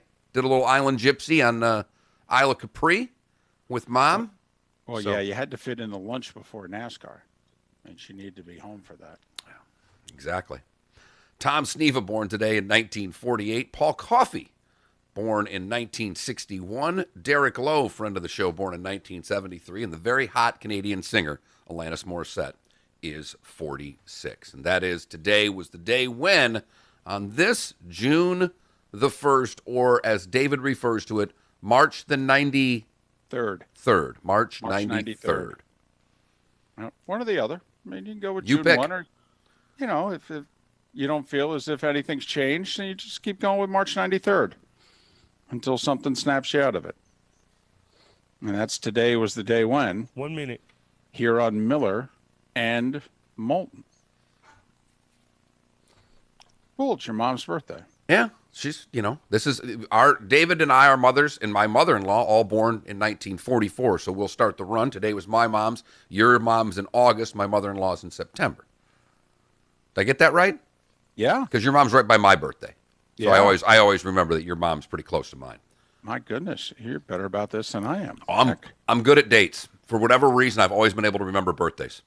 Can't remember anybody's name anymore. You can introduce me to someone, ask me their name 30 minutes later. I might not know it. But I've got birthdays. Miller and Moulton. 479-5551, whatever is on your mind. We'd love to hear it. We are happy to be back and in the saddle again. Miller and Moulton, Southwest Florida's Fox Sports Radio. Cathedral Roofing Innovations. Now, Hurricane Irma was a long time ago, but believe it or not, problems with tile roofs, they continue to occur as a result. Now, many homeowners are just now feeling the effects of the hidden damage that occurred to their tile roof.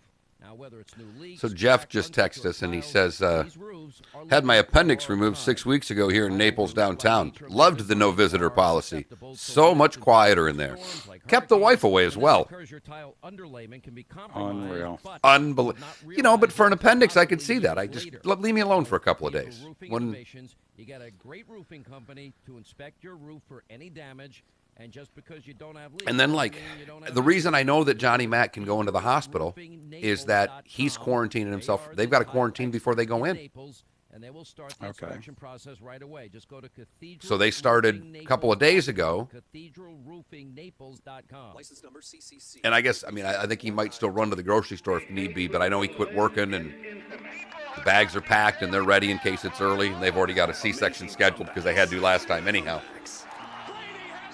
Inspired the American story, and before you know it, another great American comeback story in stopping the virus will be in the books. We will have a great victory. Our story continues and return to our lives, great lives, on Southwest Florida's Fox Sports Radio. Hurricane season 2020 will not be like any other as Southwest Florida gets ready for the first hurricane season with COVID-19. Tonight at 7 on WXCW. Trust the Weather Authority to be first with the information you need. Yeah, all the local stations all air in their hurricane specials over the weekend or tonight. Right for the beginning of hurricane season, baby. Yeah, we might be on the third storm. Right.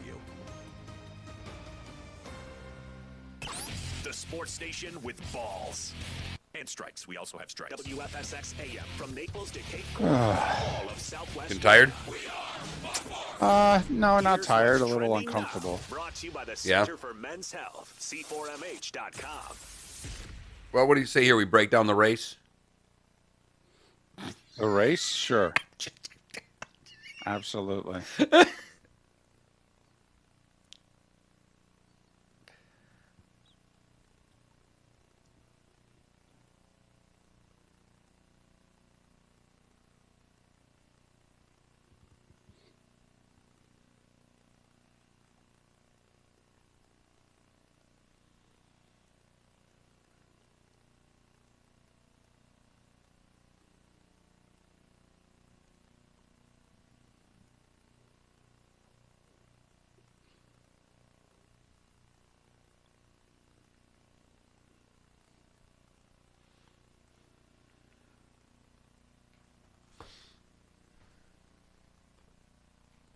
There's only one way to wake up in the morning.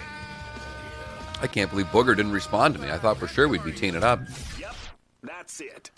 Miller? Really upset that my daughter will not read one fish, two fish, red fish, blue fish on Twitch because I needed content. That's what we've come to. And Moulton. Well, we need to explain to her the pilot program, and we need 25 hours of programming a week.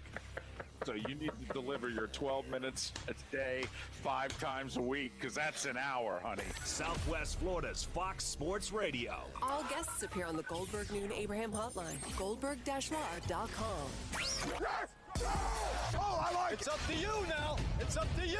I like it. Now, the best local sports show this town has ever heard. Here's Miller and Moulton. You're live.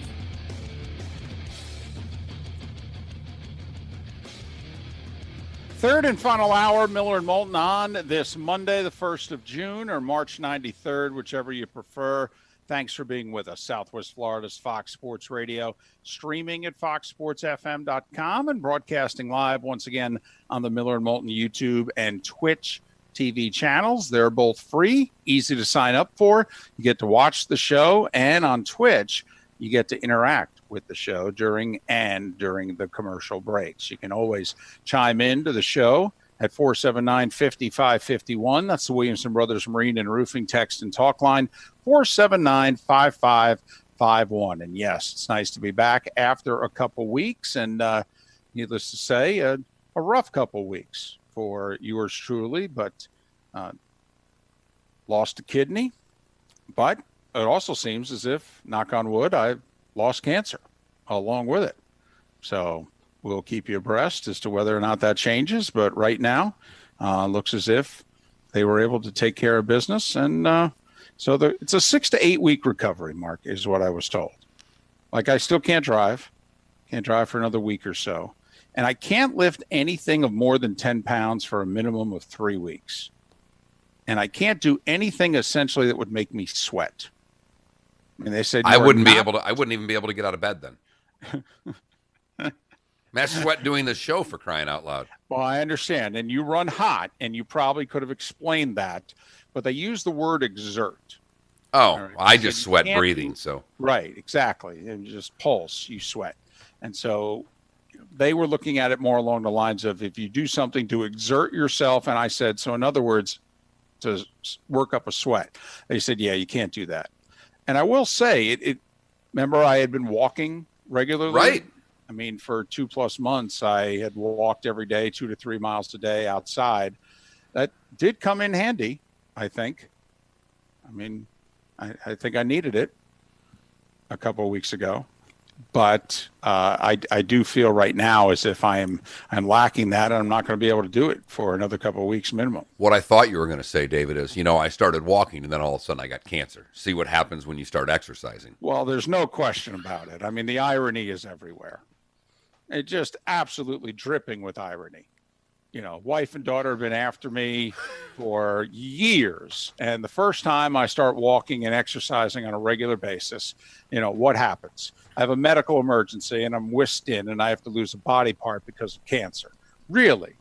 Really? Keep talking to me about exercise. All right? Yeah. Gotcha. Fine. That was one of the first things I thought of, because when the whole pandemic started, I told David I started walking. I said, it's kind of, I can get out there, get a little time to myself. And David's like, it's not a bad idea. They've been egging me on. You know what? And all of a sudden, David started doing the same things every day, going for an hour. And so all of a sudden this happens. And I'm sitting there last week going, I wonder if at any point Moulton in bed started walking and got cancer. Son of a... Exactly. Started exercising. Look what happened to me. Look what...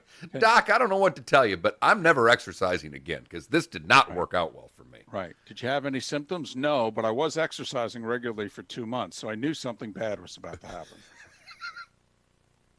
Unbelievable. 479-5551. 479-5551 on the Williamson Brothers Marine and Roofing text and talk line. For those of you that thought things might change after David's scare with cancer, I think it's pretty obvious right now. It hasn't, and it won't. Right. Hell no. Hell no. All right. Get one crack at this game we call life. Might as well go at it a certain way. Whichever way that is for you. Whatever works for you. All right. Just quickly. Baseball. We going to play this year? Yeah. The owners are going to back down. Basketball. We going to play this year? It's simple math, by the way. It's simple math. To me, it's 4 billion times 0 is what, Mark? 0. Okay. So, yeah, do they want concessions from the players? They're not going to get them. But the option is no revenue at all this year. None. So they're going to take something that's better than nothing. But, Mark, it is the beginning of a labor war between the baseball players and owners. There's no doubt. And we have been saying this for a month and a half. This is about 2022. This is not about 2020. And what the owners, give the owners credit. They tactfully took this message public. They did it as a negotiation tactic because they knew it would work for them. And they started negotiating in the media. Yep. And it's worked. It has. And it gets Blake, because players hadn't said much. Blake Snell comes out, says what he said, which I don't kill him for. He didn't do it right, but he spoke the truth. This is a guy that's ridiculously underpaid. Ridiculously for his talent. And when he's up, he's going to get big money. So why go out there and sacrifice a half a year for this? I don't blame him. And if he sits, I don't blame him. He wasn't very eloquent in how he put it out there. But Max Scherzer came out late last week, and when he said, the comments came out from Scherzer, make no mistake, that's what the union's telling them. Max Scherzer's a veteran. He's been around this a long time. And he said there ain't no way we're making any more concessions. Period. End of sentence. Correct. And the players, if you missed it late yesterday, the players' counter proposal, and that's something that I've been saying for weeks, that the players were their counter proposal was to play more. They're going to say, listen, we'll try to make up this money for both sides as much as we can. And the only way to do it is to play more games. How come you're only interested in playing 80 or 82 or 84? I thought the number was going to be 100 or 110. Reportedly, the counter proposal was 114 from June 30th to October 31st. So we'll see what happens. We'll see how this transpires. You asked me. Yes, I believe we will have baseball. Basketball. Yes. What I don't understand is the NBA and Adam Silver are doing something that I am often guilty of. They are way overthinking this. I don't get it. How come you're the last one to come to the table with a plan? With the smallest number of personnel. I mean, of the four major sports, basketball would seemingly be the easiest to put into a self-type containment thing. I get that it's not completely easy, and we all know that the players are not going to self-quarantine. We all know it. Right.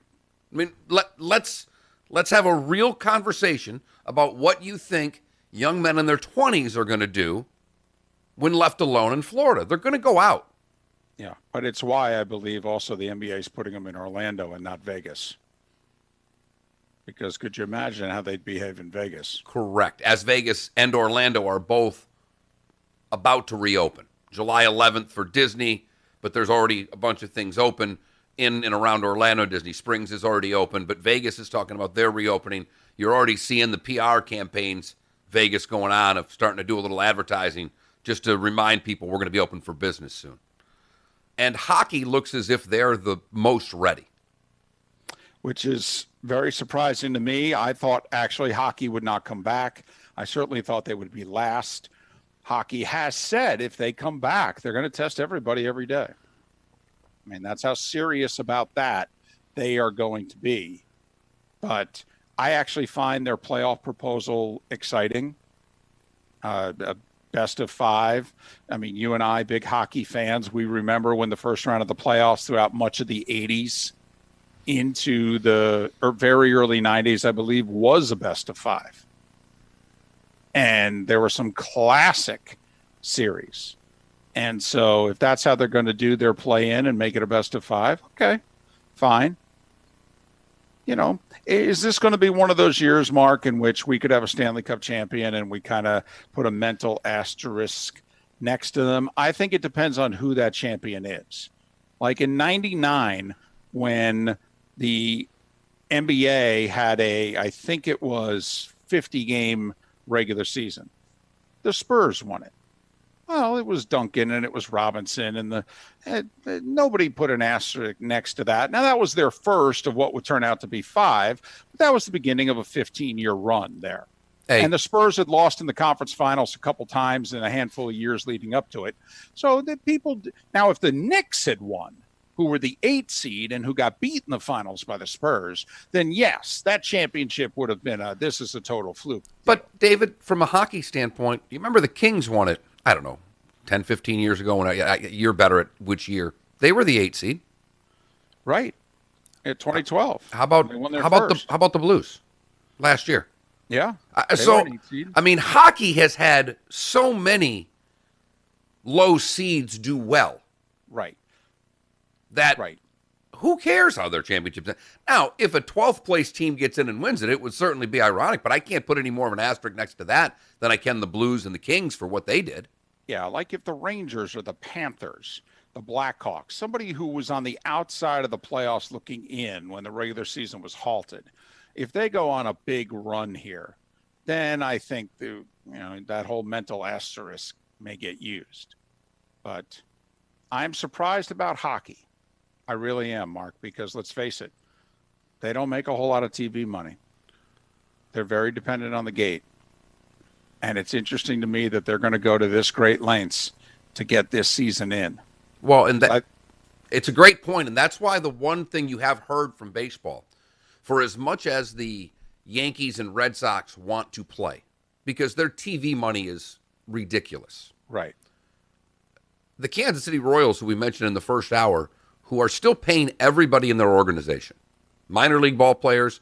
I did misread that in the first hour. I guess some of the top-level executives have taken tiered pay reductions, but they will be paid back for any lost income. But some of the people who are making really big money have taken a tiered pay cut in the interim. But their minor league players are getting paid. Their office staffs, no one was furloughed. No scouts were laid off. But the Royals are a team who's paying everybody and would probably benefit more by the Major League Baseball season not being played.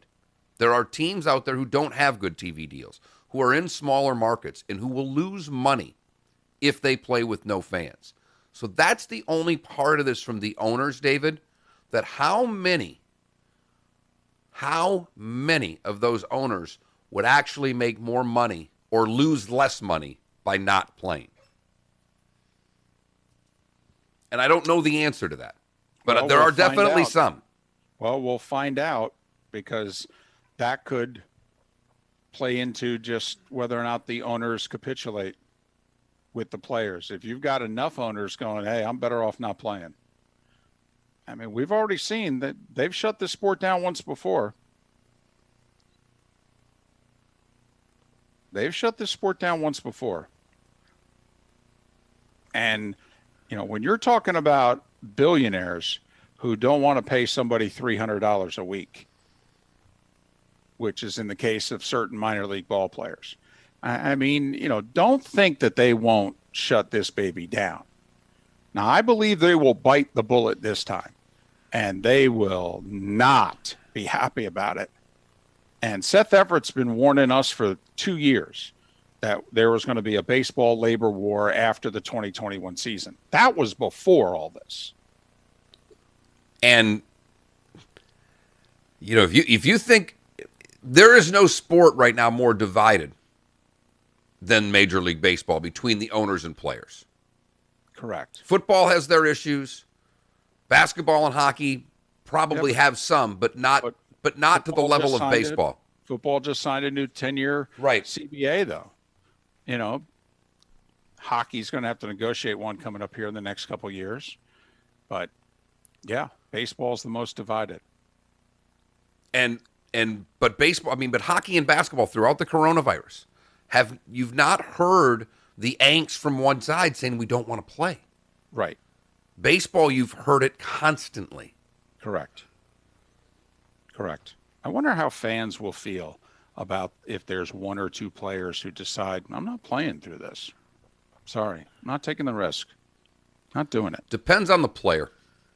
Like when Blake Snell does it, it's not going to be met well. But I think it's Mike Trout who's having a kid here soon. Okay. And I thought it was last week tonight with John Oliver did a story on sports a couple of weeks ago. Very good. And for their big feature. And I thought it was Trout who says, well, we're going to quarantine. I'm having my first child's being born. I'm supposed to miss that? Or how is that good? He just simply asked the question, how's that work? And to which John Oliver responded, exactly. Your first child, that's very important. Second one, not so much. Third one, I'm not even sure the mother needs to be there. But these are real questions. And he just simply asking, I got to quarantine this is when they were talking about that, which is now past. But there are, the players have had many questions that they've not had answers to. And then there's the money factor, which is the biggest one of all of it. Right. 479-5551, 479-5551, Williamson Brothers Marine and Roofing, text and talk line. We haven't talked golf yet today. Golf's taking one more week off. And then they're coming back the Colonial, right? Fort Worth? Yes. Week from Thursday. So about 10 days from now. If you think I'm a NASCAR fan, wait till this starts. Well, and, golf has worked microphones into their coverage more and more as the years have gone on. But, there's an opportunity for golf here also to have some pretty compelling television, at least as much as golf can be compelling on television. Look, at the match went off great. It was a lot of fun. They had bad weather, unfortunately. I mean, that was really the only part of that stunk, because I thought it took away a lot of what we would have heard the talking, because we all know if you play golf, some of us are mutters, some of us are not. And even though, Brady and Manning are apparently pretty good players, I mean, Brady just stunk until he dunks the one on 7 or 6 or 7, whatever it was. Right. I mean, he looked like a 16 handicap that couldn't find himself out there. But it was still fun. But I think the rain even forced Tiger and Phil to make sure they didn't embarrass themselves. So I think the talking went away when you have bad weather. The other thing that was on, when it was Fowler and Wolf and DJ and Rory, that was pretty fun. And for whatever reason, they decided not to publicize that their event was going on, because nobody really even knew about it. But I watched that with the Darlington race. We were kind of going back and forth.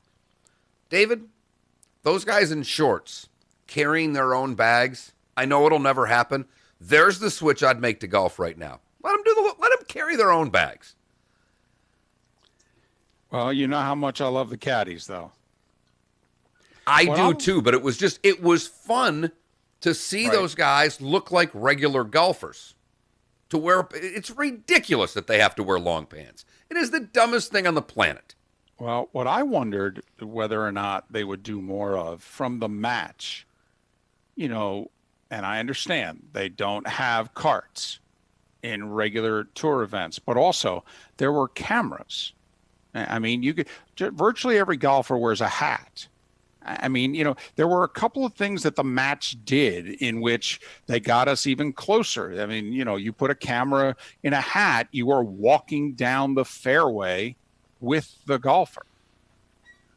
When the golfer is lining up the putt, you are lining it up with them. I mean, there were some things that I thought the match did in which I'm like, man, if you're the PGA Tour, you sure, because networks have been asking for 30 years. I mean, please don't think the networks don't want to get closer. They do. And caddies would love to wear microphones or cameras. Maybe some of the guys they're working for wouldn't, but also it's a chance for them to make some money, sell separate sponsorship deals and what have you. And the tour has been very, reticent to not allow that to happen also. But I feel there are some opportunities here. And I thought the match scratched the surface mark about, if you're the PGA Tour, you could look at a couple things here. There could be a way for you to work this into your regular coverage. And maybe it might be difficult to do on a Thursday and Friday when you got a full field. But after the cut down, you sure you couldn't do some of this? My son's now gotten me into NASCAR a little bit. And his guy is Chase Elliott. And so he was saying when he goes to the race, he goes, I listen to Chase, and then I listen to Clint Boyer because he's hysterical, and he talks a lot. And then he said, if it's a rough race, I'll put Kyle Busch on because it's just quality material. Right.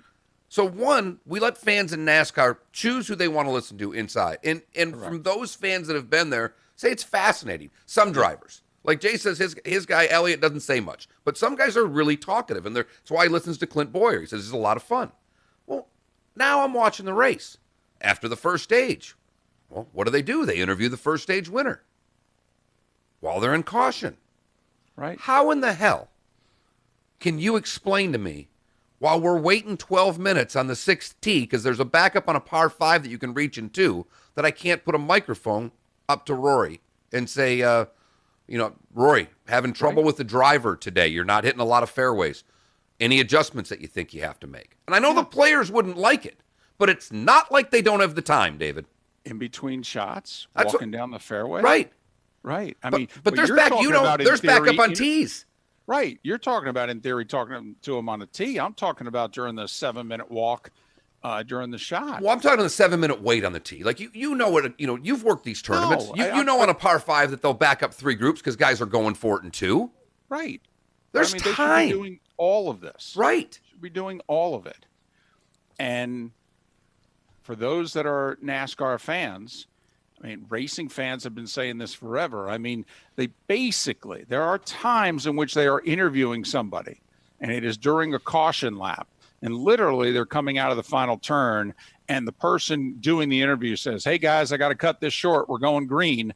And literally, the green flag's been waved, and they're back racing. It's the equivalent of interviewing a baseball player kneeling in the on-deck circle. Yes. In which all of a sudden he says, "Hey, I got to go. It's my turn." And I guess the difference is that the drivers are constantly on a microphone communicating with crew chiefs and spotters. There is a constant level of communication, so they are used to talking. But the golfer's talking to his caddy. The golfer, some of these golfers walk around and they're having a good time with their playing partner. Right. I'm not saying I need to hear Tiger every time because he might want to talk, but if you would increase the level of enthusiasm for your sport because you'd start finding guys that people liked. Yes. Lee Trevino and Chichi Rodriguez would have let you interview them. They would have worn microphones around the whole course. Lee could have been playing in the last group with Jack and done commentary for 18 holes, and it would have been better than anything that Summerall Venturi could give us in the booth. 479-5551. That's our number to chime in via the Williamson Brothers Marine and Roofing text and talk line. 479-5551. 24 minutes past the hour.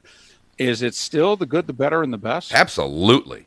All right, that's coming up in a little more than 20 minutes here on Miller and Moulton. Back in the saddle again on Southwest Florida's Fox Sports Radio.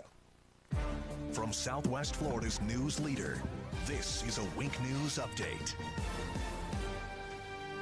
I'm Therese O'Shea with Wink News. Cape Coral police are searching for the driver of a gray minivan who tried to lure a young girl to his car at the Walmart grocery store on Skyline Boulevard Saturday. A description of the driver and how you can help police on the Wink News app. Career Source is reopening today in Lee County to help anyone out of work find a job. Sanibel is opening all island beach parking today following closures due to COVID-19. Lawn fertilizer restrictions begin today in Southwest Florida. The goal is to keep fertilizer from getting into our waterways, causing algae blooms. Trust Wink News, Southwest Florida's news leader.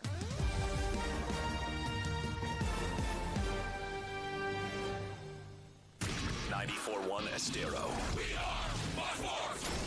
Pool need a checkup? Call the doctor, the Pool Doctor. Hi, Dr. Mark here. LED color-changing pool lights can create an after-dark backyard oasis. Pick your color or select one of the light shows. You can see how dramatic it really is on our website. We're a family company, and for over 40 years, we've been doing business right. The prescription is the Pool Doctor for award-winning pool service, repairs, and unheard of $39 diagnostic calls. That's mypooldoctor.com or 239-574-1133. State certified CPC 057088.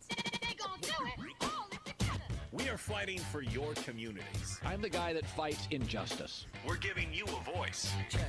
It's Fox.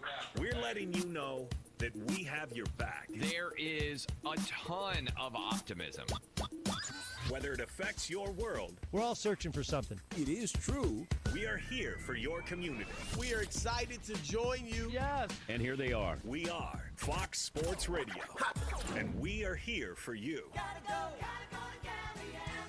Great news, Southwest Florida. Below invoice employee pricing at Galliana Chrysler Dodge Jeep Ram. That's right. Below invoice pricing on Chrysler Pacificas, Jeep Wranglers, Jeep Gladiators, and heavy-duty Ram trucks. Over 1,500 new and certified pre-owned vehicles in stock.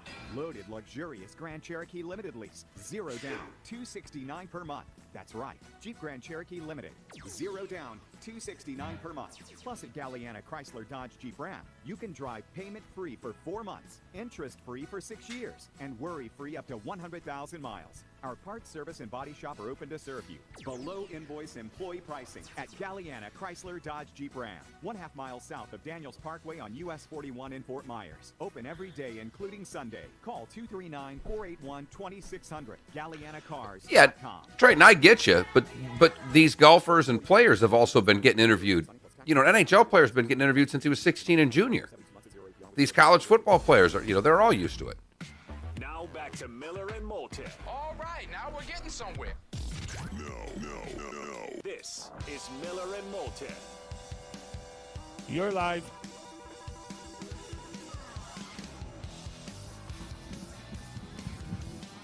Miller and Moulton, Southwest Florida's Fox Sports Radio. Final hour of our first show back in the saddle. I got a 2-week vacation. David went to the hospital for 10 days and had a kidney removed. Right. As well as having cancer removed. So hopefully, knock on wood. Knock on wood. So it's for me, it was really just teaching and nothing. It was staying up a little later. School about done, by the way? 3 more days. We go till Wednesday. They've got to get those days in. Today is, I don't think we're, put it this way, I've ended it. I've ended school. This is done. Gotcha. I think, as if anybody that follows me on Twitter knows, I've put up the Golden Apple avatar as my new, or Golden Apple Award as my new avatar. Right. Obnoxious. Well, if you're not going to promote yourself, who's going to promote you, David? Well, that is true. That is true. But you certainly at least want to be nominated. I know that. I'm working on it. It was funny. They sent a little survey out yesterday, about the school year. Are you comfortable with your kids going back to school? I would love to find out what the final result was of that, because I couldn't check yes off fast enough. I'm very comfortable with my daughter returning to school in the fall. Very, very comfortable.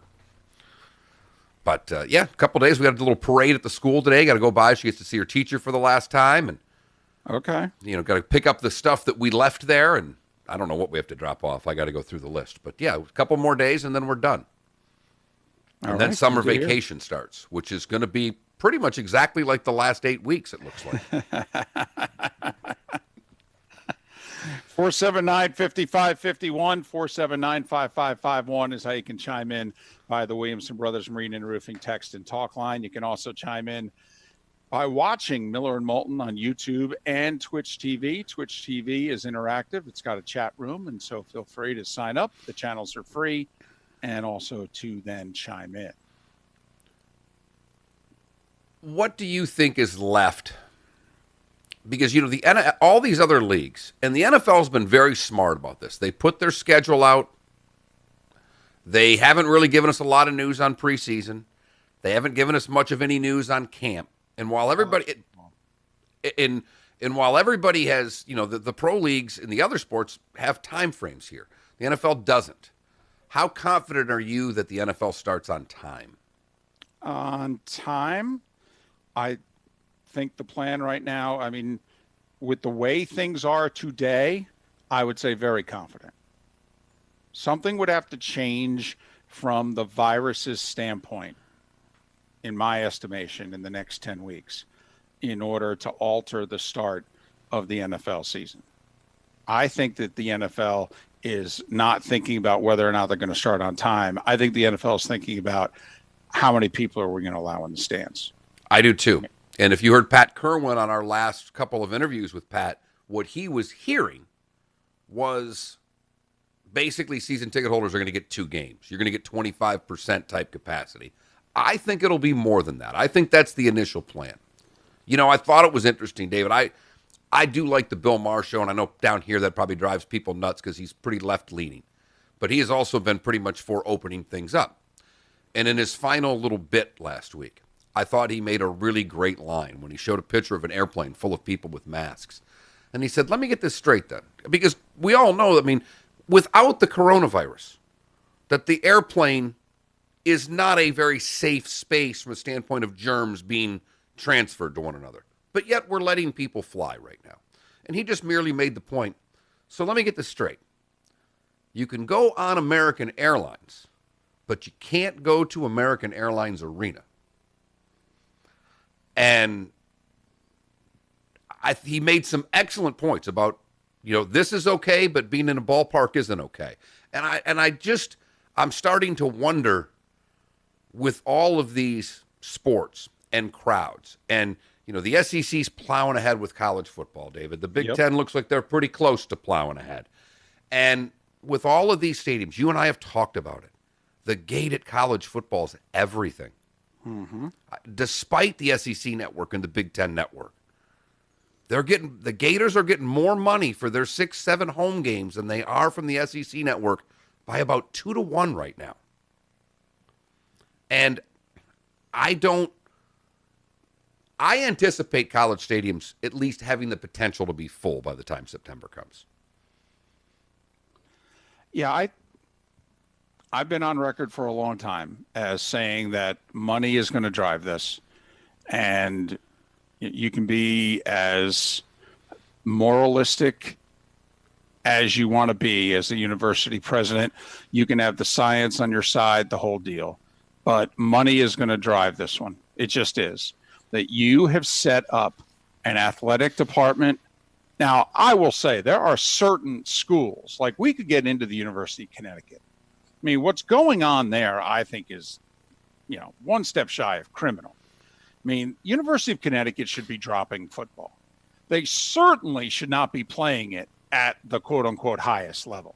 I mean, at the very least, they should drop down to 65 scholarships and play FCS. And the fact that the University of Connecticut, which has fairly consistently had an awful program that they have pumped hundreds of millions of dollars into, and still can't make it decent. I mean, their best season was 8-5 when they went to the Fiesta Bowl and got crushed. They went 8-5. Hey, in the old Big East, when the Big East at that particular time was terrible. I mean, that's like the best season UConn's had in a really long time in football. And they're going to drop all these other sports because they want to, quote, continue to play football. I mean, I do think that there should be some serious discussions going on here. And there is many a school that should drop down and or stop playing, quite frankly, football. But those that are continuing to play football, they're all in. I don't see how they can be half in. You can't. I really don't. You cannot, David. And look because it is a game of trying to stay keeping up with the Joneses, when the SEC put their foot on the gas for the 2020 college football season, it seems that the rest of the college football doesn't have much of a choice but to join in. Well, they do. I mean, they could just say, hey, we're not where they are. But once again, it's further falling behind them. But in many ways. Right. But then again, okay, I brought up my alma mater. I thought what they're talking about doing made a lot of sense. Now, most of these schools, I think North Carolina State I've seen, the Carolina schools in general have done it. I think the Michigan schools and most of them are. You're going to see, for those of you that are sending your kids off to college and thinking they won't come back till Christmas break, well, they're going to be back a little early. I've not yet seen a college that's going to have classes between Thanksgiving and Christmas. Most of the colleges are going to end their semester in-class stuff with the Thanksgiving break. They may have some online stuff for a couple of weeks. Then you'll come back for your winter semester. Since a lot of people are going to be going home to big cities or whatever, they're going to try to. Right. That's one of the ways they think they can curtail things, at least as of now. Okay. Fair enough. But they're on campus. And as David and I have discussed throughout the coronavirus, not the college football product, but the university system depends upon kids on campus. The entire system breaks. Otherwise, they're all Southern New Hampshire University. And universities make their money, if you will, in one area, dorm rooms. You don't have people living on campus. You have crushed the economic model of the university system. Crushed it. And so, to me, it's the old too big to fail. I mean, right now, they're catching a break. The virus numbers are good in a lot of spots, and so they can support this economic decision with a little bit of data if they're so inclined. But I have always believed that money was going to drive this. Still believe it to be the case. And Mark, to me, the only question with both college football and the NFL is how many people are they going to allow in the stands? That's all. Just how many? They're going to go 25%? They're going to go 50%? Or are they going to go, you know what? You want to go? Go. Knock yourself out. which is where I've always thought the NFL was going to be. I really have. I thought the NFL was going to have it on a ticket, much like when you go to a baseball game and on the back of the ticket, it basically says, hey, man, you get hit by a foul ball, that's on you. Now, it doesn't mean people haven't been hit by a foul ball and successfully sued, but, I mean, that's what's on the back of the ticket. And they make the announcement before the game. I mean, to me, if I'm the NFL, don't you think I can have a decent legal standing by going, we didn't make you come to the game. In fact, you paid to come to the game. How's this on us? And I would think that the colleges could do the same. And look at if the NFL and college football and these places put a policy in that says you have to wear a mask. Well, then it's a really simple choice. If you want to go to the game, you wear the mask. Right. If not, sit your butt down on the television, in front of a television, and watch it. It seems pretty simple. I'm guessing 50%, Mark, is the number. I think that we start the football seasons with at least 50% attendance. Yes, I would agree with that. At the bare minimum, 50%. And I think it's going to be closer to 100. 479-5551, 479-5551, Williamson Brothers Marine and Roofing, text and talk line. Now, the college season starting on time, I think that's more up in the air than the NFL. I think, though, ultimately, I agree with Andy Staples. Don't know how many people follow Andy Staples. He writes for The Athletic these days. And Andy wrote a piece a couple of weeks ago in which he said the delay in the announcement of college football scheduling is not necessarily because of college football. It's because all these networks have so many other commitments in other sports that they've got to work things out right now. They've, those that are also doing baseball and those that are also doing basketball. The ESPN, think about ESPN. The NBA is going to start this thing July 31st, and they're going to play basketball till when? End of September, early October? ESPN's like, yeah, it's great. We got college football. We got a few balls we got to juggle here. I mean, come on now. CBS got a couple golf tournaments, never mind an NFL slate. Oh, yeah, the Masters.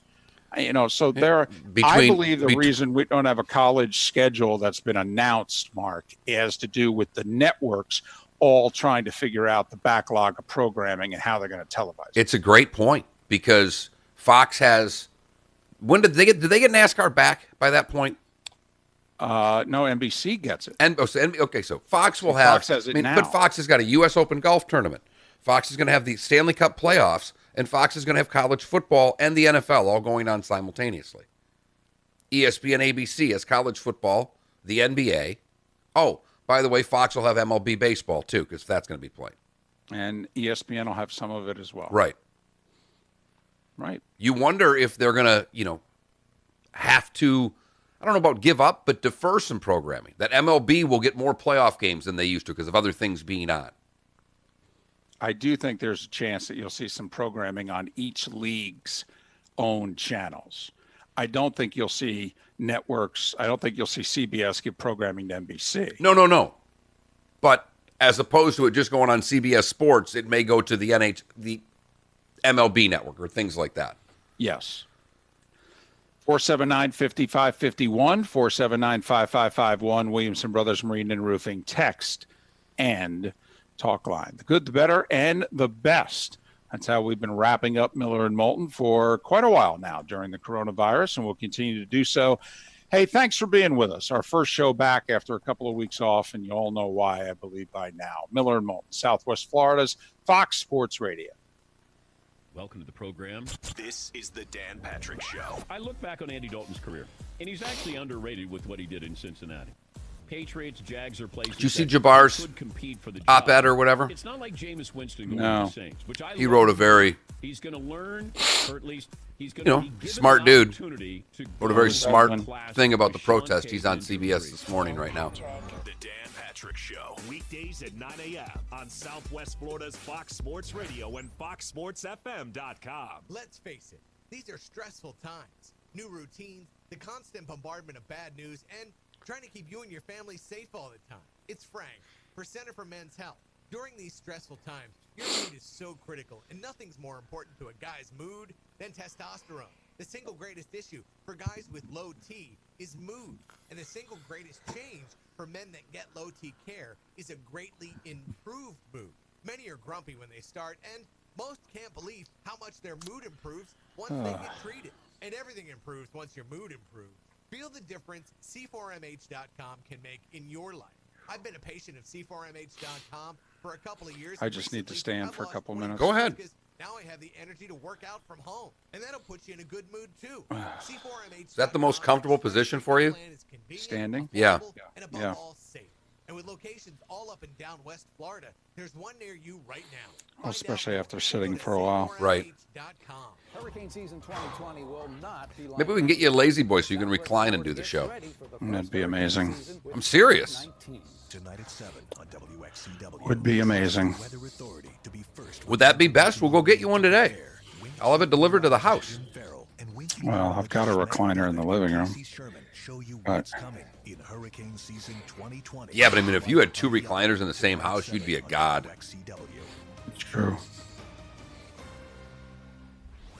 We work for you. It works, right? We do this for you. It's not often that you get to work with somebody who you respect. We give you the information you need. Every single day, there's a news story. We got a story. We've been working on that all morning long. We do this all for you. Which is how the business works. We are Fox Sports Radio, and we're working hard for you. It's Fred Kobe with your Kobe Cooling Tip of the Day. We're working hard for What you. happens to your old air conditioner when it's replaced? Well, My goodness. most companies When drop did them Fox off at a Sports scrap Radio yard for become a $10, local and news that's about station? it. Scrap yards crush them up and ship them off. Working for you Can we now. recycle the oil in Freon? Who knows? That's not how we do it at Kobe Cooling. Kobe Cooling has a full-time staff that performs all of our recycling. We remove and recycle the Freon, remove the oils, have them treated at hazardous waste facilities. We completely disassemble the machine and recycle and sort all materials so we have a minimal impact on our environment. We could just throw them out like most companies do, but Kobe Cooling supports a smart, green, recycling environment. If you care about Southwest Florida and its natural environment, always use a company that recycles as much as possible. We do it because we can, not because we have to. Kobe Cooling, license CACO 57313. From the best headlines. The best. To the worst. It's the worst thing that ever happened to anybody ever. Prepare yourself and hide the women and children. This is Mark Miller's Good, Bad, and Ugly on Fox Sports Radio. You're live. Well, for the good today, I'm going to repeat a story that I told a little earlier in case you missed it. Because the good, better, and best is all going to be centered around one David Moulton today. As you know, David fought off, had a cancer scare. And the two of my favorite stories are one of his nurses was in the room. This will be the good. And asked David what he wanted. And he said, I'd really like a number 3 supersized. And Josh, the nurse, said, you know, with the coronavirus, if we just show our badge, we get free McDonald's. To which David looked at him and responded, what do you get for cancer? Only David. That's the good. The better was, I believe, David helped me out here. I think this was the day before your surgery or 2 days before your surgery. And anybody who has been in the hospital for anything knows the amount of times that they have to ask you the basic questions of life. What's your name, when you were born, all that kind of crap. And so David, when the nurses came in, I think it was Tuesday or Wednesday morning, and asked him what his name was, David started telling them that he didn't know. I gave him the name of my college roommate. I said Tom Carragher. Because they come in and they want your name and your date of birth. And 3 days of this. Now, and everybody knows how I am. All right. And after 3 days of, I mean, with all due respect, I know who you are right now. Come on. But I get it. It's protocol and this, that, and the other thing. So finally, and it was not only that, woke me out of a sound sleep, 4 a.m. 4 a.m. The only time that they left you alone for any period of time was midnight to 4. And so woke me up at 4 a.m. And I had a good sleep going too. And she says, name and date of birth.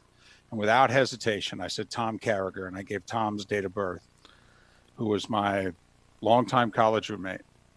and freaked her out. She looked at me, and I went, Tom Carragher, what's the problem? Kahr. Okay. And she's literally panicking, and I go, no, I got you. And she just glared at me, and I go, hey, come on now. All right, I don't get anything out of this. I get poked and prod and stuck and the whole deal. Come on. I got to get a little something out of this. She just woke me out of a sound sleep, for goodness sakes. And the best is that this guy is back in the saddle, and it looks like everything went well. There's no doubt. We've missed him. We're happy to be back on the air. We thank you so much for all your support, all the kind words. Trust me, they meant a lot to me. I know how much they meant to David. It's been a wild 2-week ride. Hopefully, we just keep moving forward now, and we don't have to take off a whole lot of shows between now and whenever the hell sports starts again as we creep closer and closer. I'll break down NASCAR races, anytime. I might start my own Twitch show, the NASCAR half hour that I may do. That is, by the way, the second biggest development during these last 2 weeks, ladies and gentlemen, is what a gearhead Mark Miller has become. I mean, it's amazing. I mean, you have proudly and almost defiantly at times said, I am not a left-hand turn guy. Nope. But, we wondered, could any sport who normally a person doesn't watch, but because of what's going on right now, if they make themselves available, will you start watching it and maybe even become a fan of? And granted, your son's a big fan, and so he's helped, rope you in. And Absolutely. I don't know if this fandom, stays beyond when the other stick and ball sports start back up. But the fact is, in the last 2+ weeks, NASCAR's grabbed you. It has. I cannot lie. What's even more wild is that my wife watches with me. Unreal. She is a big sports fan, though. She's a sports fan, but she's never watched an auto race. And now she's like, Jake's car's the 9, right? And Maddie's likes the 18. Yep, there you go. My daughter likes the M&M and Skittles car. Who wouldn't? Right. Doesn't know the driver's a blankety blank. But that's what's happened. So, no, and I don't know, David, when the other stick and ball sports come, I don't know if I'll watch as much NASCAR. I doubt you will. But you just wonder if maybe this is a way for a sport to kind of sink their teeth into you a little bit and at least grab you. Well, I'll definitely watch more than I have in the past, and a lot of it is how the Ross Chastain factor. We started talking to him. He's a local guy. He's a really nice guy, and it's easy to root for him. And you and I both think this guy may have a really good career out of him. Yeah. So that has helped because it's someone local. It's a great story. He's a bit of a character in a good way. So that also, I think the two combined. But look, I'll be all in for the Colonial. I'll watch golf like I've never watched golf before. And we don't know when anything else is going to start. Well, and the other thing that we haven't talked about yet, which is going to start happening here, is betting. Not just people betting on sports that they don't normally bet on, and betting more than they would normally bet, which is going to come up here in the next 2+ months until football. But, we talked about gambling for a decade. And part of the reason that we did it was we said, hey, states have trouble raising money. Nobody likes to have taxes raised. It's not a very popular thing to run on. Sin taxes are a different story. They're basically a user tax. You don't smoke, the tax doesn't affect you. It doesn't matter what the taxes are on cigarettes. You're not buying them. Same thing with gambling. You don't gamble, then, it doesn't affect you.